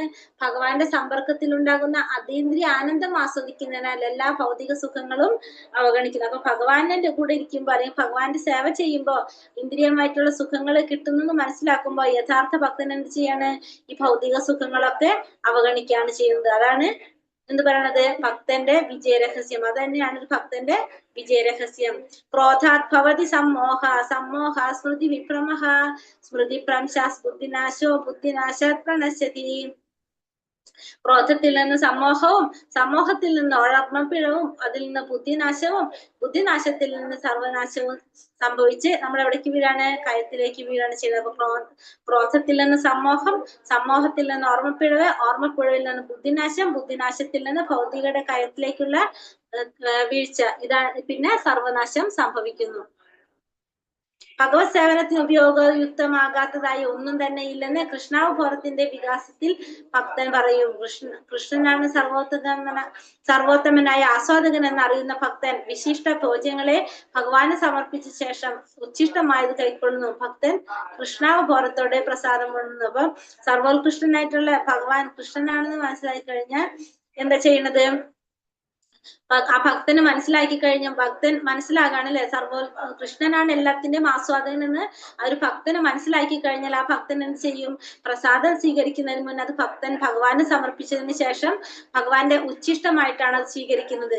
അങ്ങനെ കൃഷ്ണാവബോധത്തോടെ പ്രസാദം ഉണ്ണാനായിട്ട് സാധിക്കും. രാഗദ്വേഷവിമുക്തൈസ്തു വിഷയാനീന്ദ്രിയൈശ്വരൻ ആത്മവൈശ്യർവിധേയാത്മാ പ്രസാദമധിഗച്ഛതി. രാഗദ്വേഷങ്ങളിൽ നിന്ന് വിമുക്തനായി സ്വാതന്ത്ര്യത്തിന് വേണ്ടിയുള്ള നിബന്ധനകൾ വഴി ഇന്ദ്രിയങ്ങളെ നിയന്ത്രിക്കുന്ന ഒരു വ്യക്തിക്ക് ഭഗവാന്റെ പൂർണ്ണ കാരുണ്യം ലഭിക്കും. അപ്പൊ രാഗദ്വേഷങ്ങളിൽ നിന്ന് വിമുക്തനായിട്ട് സ്വാതന്ത്ര്യത്തിന് വേണ്ടിയുള്ള നിബന്ധനകൾ വഴി ഇന്ദ്രിയങ്ങളെ നിയന്ത്രിക്കാൻ കഴിയുന്ന ഒരു വ്യക്തിക്ക് ഫസ്റ്റ് എന്താണ് നമ്മൾ പറഞ്ഞത്? അപ്പൊ ഇന്ദ്രിയങ്ങളെ നിയന്ത്രിക്കണം. ഇന്ദ്രിയങ്ങളെ നിയന്ത്രിക്കാൻ കഴിഞ്ഞു കഴിഞ്ഞാൽ നമുക്ക് എന്ത് ചെയ്യാൻ സാധിക്കും? ഭഗവാന്റെ കാരുണ്യം ലഭിക്കും. ഭഗവാന്റെ പൂർണ്ണ കാരുണ്യം ലഭിക്കും. ഇന്ദ്രിയങ്ങളെ നിയന്ത്രിക്കുക എന്നുള്ളതാണ് മെയിൻ ആയിട്ട് നമ്മൾ ചെയ്യേണ്ടത്. കൃഷ്ണാവബോധം തികഞ്ഞ ഒരാൾ വൈശിക മേഖലയിലാണെന്ന് തോന്നുന്നെങ്കിലും കൃഷ്ണാവബോധം ഉള്ളത് കൊണ്ട് വിഷയബോധങ്ങളിൽ അനാസക്തനായിരിക്കും. അപ്പൊ നമുക്ക് തോന്നും ഒരു വ്യക്തി, കൃഷ്ണാവബോധത്തിലുള്ള ഒരു വ്യക്തി ഭൗതികമായ കാര്യങ്ങളിൽ, ഇന്ദ്രിയ വിഷയങ്ങളിലാണ് താല്പര്യം കാണിക്കുന്നത് നമുക്ക് തോന്നാം. പക്ഷെ ആ വ്യക്തി എന്താണ്? ആ വിഷയബോധങ്ങളിൽ നിന്ന് അനാസക്തനായിരിക്കും. ആ വ്യക്തിയുടെ ഉള്ളിൽ ആ വിഷയമായിരിക്കില്ല വരുന്നുണ്ടാവുന്നത്. ഭക്തന്റെ താല്പര്യം കൃഷ്ണനെ പ്രീതിപ്പെടുത്തുക മാത്രമല്ല മറ്റെല്ലാ ആസക്തികളിൽ നിന്നും അദ്ദേഹത്തെ മുക്തനാക്കുക എന്നുള്ളതാണ് ആരുടെ താല്പര്യം? ഭക്തന്മാരുടെ താല്പര്യം. തന്റെ പ്രവർത്തികളെല്ലാം കൃഷ്ണന്റെ നിർദ്ദേശം അനുസരിച്ച് മാത്രമായതുകൊണ്ട് ഭക്തന് അവയ്ക്കുമേൽ നിയന്ത്രണങ്ങളുണ്ട്. ഭക്തൻ കൈവരുന്ന അഹേതുകമായ ഒരു ഭാഗവത പ്രസാദമാണ് ഭഗവത് പ്രസാദമാണ് കൃഷ്ണാവബോധം. അപ്പൊ താൻ ചെയ്യുന്ന ഓരോ പ്രവർത്തികളും ആരുടെ നിർദ്ദേശം അനുസരിച്ചാണ്? ഭഗവാന്റെ നിർദ്ദേശം അനുസരിച്ചാണ്. അങ്ങനെ ഭക്തനെ ഭഗവാൻ എന്ത് ചെയ്യുന്നുണ്ട്? നിയന്ത്രിക്കുന്നുണ്ട്. അങ്ങനെ ഭക്തന് കൈവരുന്ന അഹേതുകമായ ഒരു ഭഗവാന്റെ പ്രസാദം എന്താണ്? ഭഗവത് പ്രസാദമാണ് കൃഷ്ണാവബോധം. പ്രസാദേ സർവ ദുഃഖാനാം ഹാനിരസ്യോപചായതേ പ്രസന്നശ്ചേതസാഹ്യസ്യ ബുദ്ധി പരിവതിഷ്ഠതേ. കൃഷ്ണാവബോധത്തിൽ ഇപ്രകാരം തൃപ്തനായ ഒരാൾക്ക് ഭൗതികതയിൽ ത്രിവിധ ക്ലേശങ്ങൾ ഉണ്ടാകുന്നില്ല. സംതൃപ്തനായ ഈ അവബോധത്താൽ അയാൾ താമസമിന സ്ഥിര പ്രതിഷ്ഠനാണ് നേടുന്നു. അപ്പൊ കൃഷ്ണാവബോധത്തില് ഇപ്രകാരം സംതൃപ്തനായ ഒരാൾക്ക് എന്താണ്? ത്രിവിധ ക്ലേശങ്ങള് ആ വ്യക്തിക്ക് സംഭവിക്കുന്നില്ല. അതുകൊണ്ട് തന്നെ സംതൃപ്തനായിട്ടുള്ള ഈ അവബോധത്തിൽ അയാൾ താമസമിന സ്ഥിര പ്രതിഷ്ഠനാകാനായിട്ട് അയാൾക്ക് സാധിക്കും. നാസ്തി ബുദ്ധിരയുക്തസ്യ ന ചായുക്തസ്യ ഭാവന ന ചാഭാവയദ ശാന്തിരശാന്തസ്യ കുത സുഖം. പരമപുരുഷനുമായി ബന്ധപ്പെടാത്തവന് ദിവ്യബുദ്ധിയോ ഉറച്ച മനസ്സോ ലഭിക്കില്ല. അതില്ലാതെ സമാധാനം കൈവരിക്കാൻ സാധ്യമല്ല. സമാധാനമില്ലെങ്കിൽ സുഖം എവിടെ? അപ്പൊ പരമപുരുഷനുമായിട്ട് അല്ലെങ്കിൽ കൃഷ്ണാവബോധത്തുമായിട്ട് ബന്ധപ്പെടാത്ത ഒരു വ്യക്തിക്ക് എന്തുണ്ടാവില്ല? ഉറച്ച മനസ്സോ ദിവ്യശക്തിയോ ദിവ്യബുദ്ധിയോ ലഭിക്കില്ല. അതില്ലാതെ നമുക്ക് എന്ത് കിട്ടില്ല? സമാധാനം കൈവരിക്കാൻ സാധിക്കില്ല. സമാധാനം ഇല്ലെങ്കിൽ സുഖം എവിടെ ഉണ്ടാവാന്നാണ് ചോദിക്കുന്നത്. കൃഷ്ണാവബോധം ഇല്ലാത്ത ഒരാൾക്ക് ശാന്തി കൈവരിക്കാൻ സാധ്യമല്ല. തപോയജ്ഞങ്ങളുടെ സൽഫലങ്ങളെല്ലാം ആസ്വദിക്കുന്നത് കൃഷ്ണൻ തന്നെയാണെന്നും എല്ലാ പ്രപഞ്ച പ്രതിഭാസങ്ങളുടെയും ഉടമയും എല്ലാ ജീവജാലങ്ങളുടെയും യഥാർത്ഥ സുഹൃത്തും അദ്ദേഹം ഒരാളാണെന്നും അറിയുന്നവർക്ക് ശരിക്കും സമാധാനം ലഭിക്കുള്ളൂ. അപ്പൊ എന്താ പറയുന്നത്? സമാധാനം ലഭിക്കാനായിട്ട് ഒരാൾക്ക് ശാന്തി കൈവരിക്കാൻ സാധിക്കില്ല. എങ്ങനെയില്ലെങ്കിൽ? കൃഷ്ണാവബോധം ഇല്ലെങ്കിൽ. തപോ യജ്ഞാദികളുടെ സത്ഫലങ്ങളെല്ലാം ആസ്വദിക്കുന്ന ആരാണ്? ഭഗവാൻ തന്നെയാണ്. എല്ലാ പ്രപഞ്ചത്തിന്റെയും പ്രതിഭാസങ്ങളുടെയും ഉടമയും സർവ്വ ജീവജാലങ്ങളുടെയും യഥാർത്ഥ സുഹൃത്തും അദ്ദേഹമാണെന്നും അറിയുന്നവർക്ക് മാത്രമാണ് എന്ത് കിട്ടുന്നത്? യഥാർത്ഥ സമാധാനം ലഭിക്കുന്നത്. ഇന്ദ്രിയാണാം ഹി ചരതാം യന്മനോ വിധീയതേ തദസ്യ ഹൃദി പ്രജ്ഞാ വായുർനാവാമി വാംപസി. വെള്ളത്തിലെ തോണിയെ കൊടുങ്കാറ്റ് എന്ന പോലെ അലയുന്ന വെള്ളത്തിലെ തോണിയെ കൊടുങ്കാറ്റ് എന്ന പോലെ അലയുന്ന ഇന്ദ്രിയങ്ങളിൽ ഏതെങ്കിലും ഒന്നിൽ മനസ്സ് കേന്ദ്രീകരിക്കുമ്പോൾ മനുഷ്യന്റെ ബുദ്ധി അത് വലിച്ചു വെക്കുന്നു. അപ്പൊ വെള്ളത്തിലെ തോണി, കൊടുങ്കാറ്റില് വെള്ളത്തിന്റെ തോണി എങ്ങനെയാണോ അലയുന്നത്, അതേപോലെ ഇന്ദ്രിയങ്ങളിൽ ഏതെങ്കിലും ഒന്നിൽ മനസ്സ് കേന്ദ്രീകരിച്ചു കഴിഞ്ഞിട്ടുണ്ടെങ്കിൽ മനുഷ്യന്റെ ബുദ്ധിയെ അത് വലിച്ചിഴയ്ക്കുന്നു. അപ്പൊ ഇന്ദ്രിയ വിഷയങ്ങളിൽ ഏതെങ്കിലും ഒന്നിൽ മനസ്സ് കേന്ദ്രീകരിക്കുക. അപ്പൊ മനുഷ്യന്റെ ബുദ്ധിയെ അതെന്ത് ചെയ്യും? അത് വലിച്ച് നിർത്താണ് ചെയ്യുന്നത്. ഇന്ദ്രിയങ്ങൾ ഒന്നൊഴിയാതെ കൃഷ്ണാവബോധത്തിൽ പ്രവർത്തന നിരതമാക്കണം. അതാണ് മനസംയമനത്തിനുള്ള ശരിയായ മാർഗം. അപ്പൊ ഇന്ദ്രിയങ്ങൾ എല്ലാതും എന്ത് ചെയ്യണം? ഭഗവാന്റെ സേവനത്തിനായിട്ട് നമ്മൾ ഉപയോഗിക്കണം. എങ്കിൽ മാത്രമേ നമുക്ക് എന്ത് ചെയ്യാൻ പറ്റുള്ളൂ? മനസ്സിനെ സംയമനിപ്പിക്കാനായിട്ട് സാധിക്കുള്ളൂ. തസ്മാദസ്യ മഹാബാഹോ നിഗ്രഹീതാനി കേശവഃ ഇന്ദ്രിയാണി ഇന്ദ്രിയാർത്ഥേഭ്യ സസ്യ പ്രജ്ഞാ പ്രതിഷ്ഠിത. അതുകൊണ്ട് കൈക്കരുത്തുള്ളവനെ, ഇന്ദ്രിയങ്ങളെ അവയുടെ വിഷയങ്ങളിൽ നിന്ന് പിന്മാറ്റാൻ കഴിവുള്ള വ്യക്തിയാണ് സ്ഥിതപ്രജ്ഞൻ. അപ്പൊ അതുകൊണ്ട് പറയാണ്, സ്ഥിതപ്രജ്ഞൻ ആരാണ്? ഇന്ദ്രിയങ്ങളെ അവയുടെ വിഷയങ്ങളിൽ നിന്ന് പിന്മാറ്റാൻ കഴിവുള്ള വ്യക്തിയെ നമുക്ക് എന്ത് പറയാം? സ്ഥിതപ്രജ്ഞൻ എന്ന് പറയാനായിട്ട് സാധിക്കും. ഇന്ദ്രിയങ്ങളെ കൃഷ്ണന്റെ അതീന്ദ്രിയ സേവനത്തിൽ നിയോഗിക്കുക അഥവാ കൃഷ്ണാവബോധത്തിൽ മുഴുകുക വഴി മാത്രമേ ഒരാൾക്ക് ഇന്ദ്രിയ സുഖം നിയന്ത്രിക്കാൻ കഴിയൂ. അപ്പൊ ഇന്ദ്രിയങ്ങള് എന്ത് ചെയ്യണം? ഭഗവാന്റെ സേവനത്തിൽ മുഴുകിപ്പിക്കുക.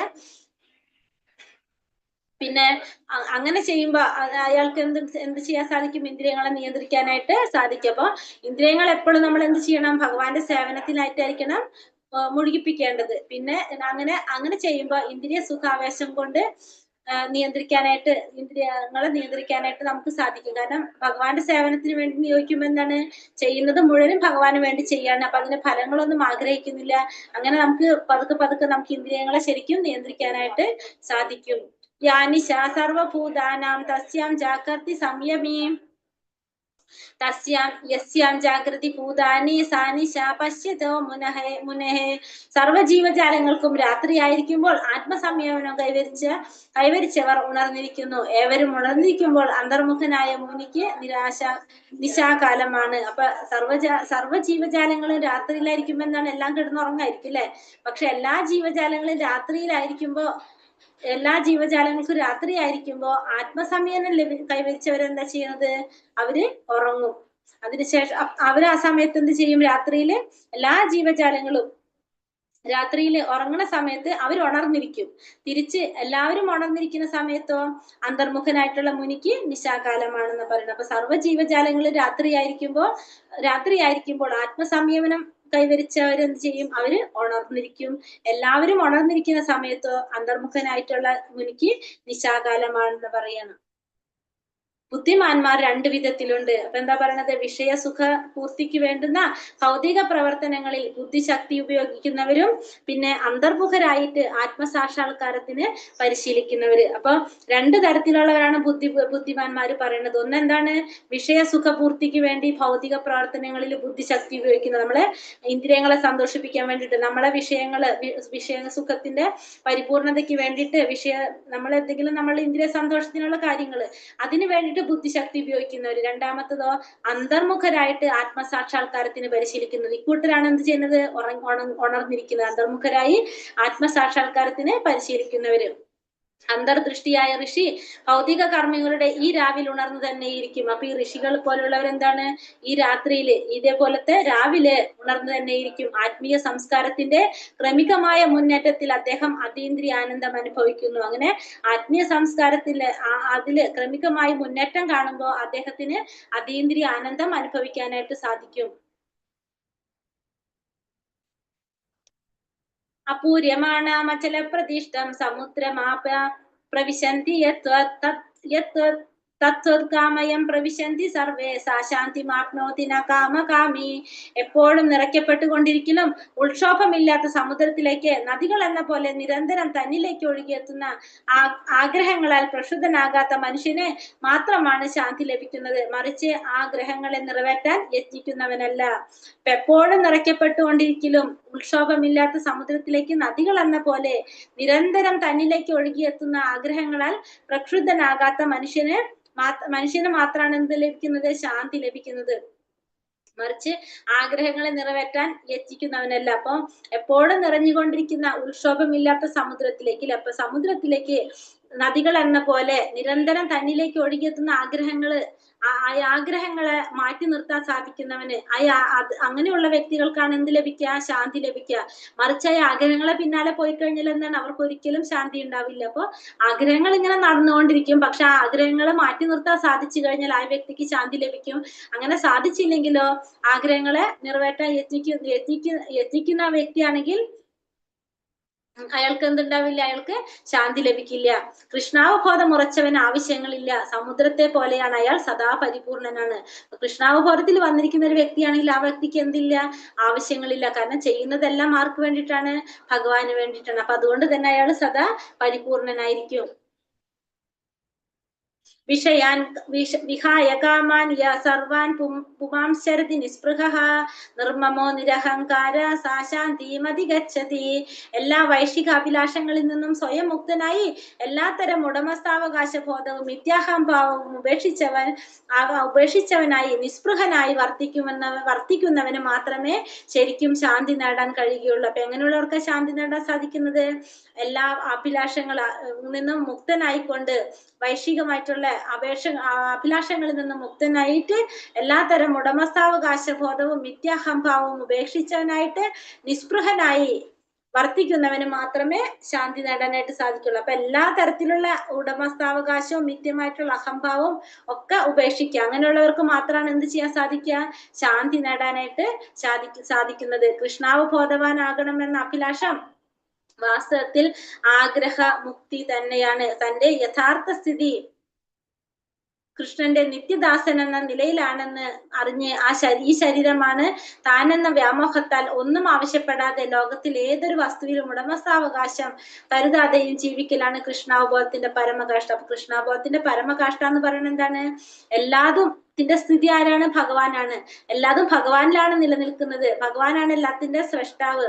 എല്ലാത്തിന്റെയും ഉടമസ്ഥാവകാശം ഭഗവാനിലാണ്. നമുക്ക് യാതൊന്നും അവകാശപ്പെടാനില്ല എന്ന് മനസ്സിലാക്കിക്കൊണ്ട് ജീവിക്കലാണ് എന്ത്? കൃഷ്ണാവബോധത്തിന്റെ പരമമായിട്ടുള്ള കാഷ്ഠ എന്ന് പറയുന്നത്.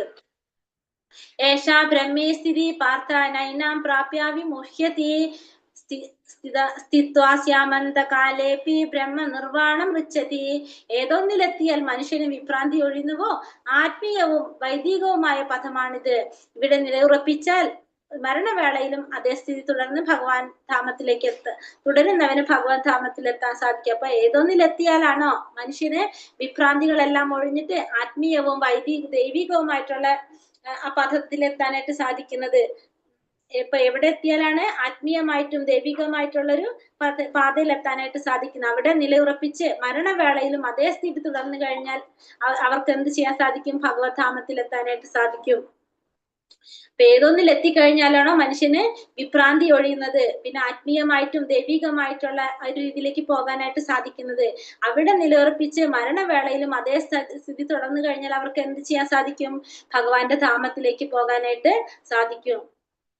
കൃഷ്ണാവബോധം അഥവാ ദിവ്യ ജീവിതം ഒരാൾക്ക് പെട്ടെന്ന് അനുഭവപ്പെട്ടു എന്ന് വരാം.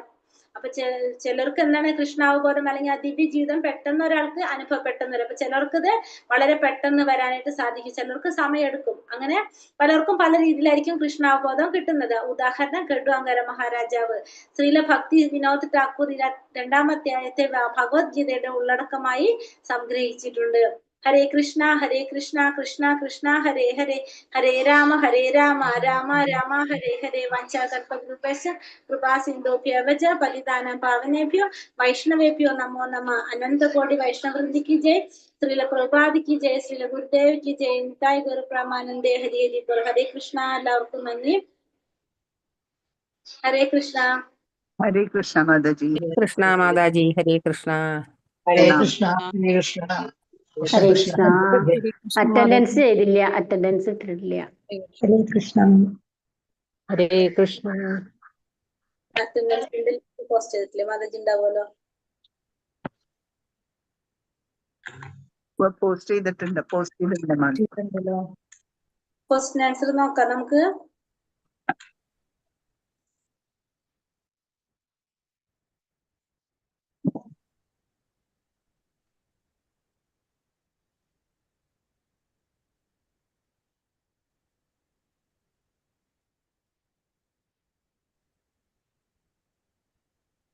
വായിക്കാവോ? ഞാൻ നോക്കിട്ട്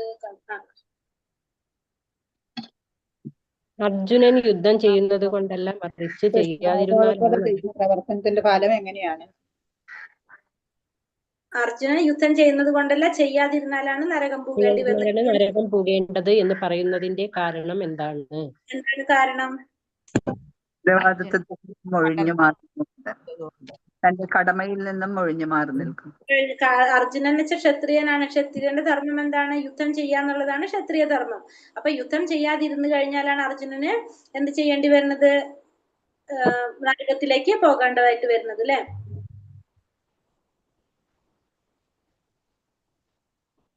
അടുത്ത ക്വസ്റ്റ്യൻ ഏതാണ്? കൃഷ്ണാവബോധത്തോടെ ചെയ്യുന്ന പ്രവർത്തനത്തിന്റെ ഫലം എങ്ങനെയാണ്? കൃഷ്ണാവബോധത്തോടെ ചെയ്യുന്ന പ്രവർത്തനത്തിന്റെ ഫലം എങ്ങനെയാണ്? പാപവുമില്ല, പുണ്യവുമില്ല. കൃഷ്ണാവബോധത്തോടെ ചെയ്യുന്ന പ്രവർത്തനത്തിന്റെ ഫലം എങ്ങനെയാണ്?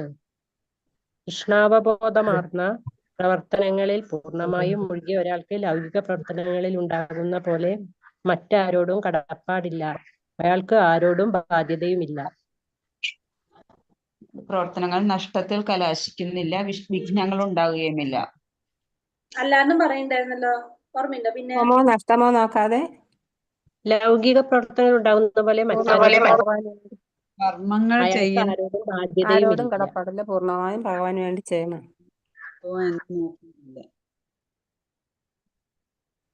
പിന്നെ എന്തോ പറയണ്ടായിരുന്നല്ലോ കൃഷ്ണാവബോധത്തില്? ഇത്തിരി കൂടി ഒന്ന് ആലോചിച്ച് നോക്കിയേ. കൃഷ്ണാവബോധത്തോടെ ചെയ്യുന്ന കർമ്മങ്ങൾ സന്തോഷങ്ങൾ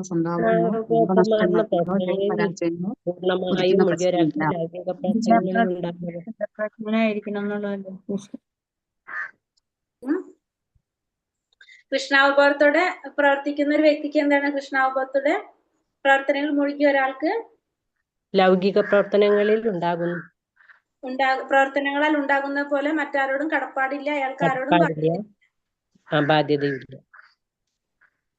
സന്തോഷമോ സന്താപമോ അതാണ് ലാഭനഷ്ടമോ അല്ലാണ്ട് വേറെ പറയണില്ലേ? കൃഷ്ണാവബോധത്തോടുള്ള ചോദ്യം എന്തായിരുന്നു? കൃഷ്ണഭക്തോട് ചെയ്യുന്ന പ്രവർത്തനത്തിന്റെ ഫലം എങ്ങനെയാണ്? പ്രവർത്തനത്തിന്റെ ഫലം എങ്ങനെയാണ്? ഫലം ആഗ്രഹിക്കില്ല. എങ്ങനെയാണ്? ഫലേച്ഛയില്ലാത്ത കർമ്മാണ്. അത് വേറൊരു കാര്യം നമ്മൾ വേറെ ശ്ലോകത്തിൽ പറയുന്നുണ്ടായിരുന്നല്ലോ, കൃഷ്ണാവബോധത്തോടെ ചെയ്യുന്ന പ്രവർത്തനത്തിന്റെ ഫലം എങ്ങനെയാണെന്ന്. കൃഷ്ണാവബോധത്തോടെ അനുഷ്ഠിക്കുന്ന പ്രവർത്തനം അത് 1% ആണെങ്കിൽ പോലും നമുക്ക് അത് പറഞ്ഞ ഓർമ്മയുണ്ടോ?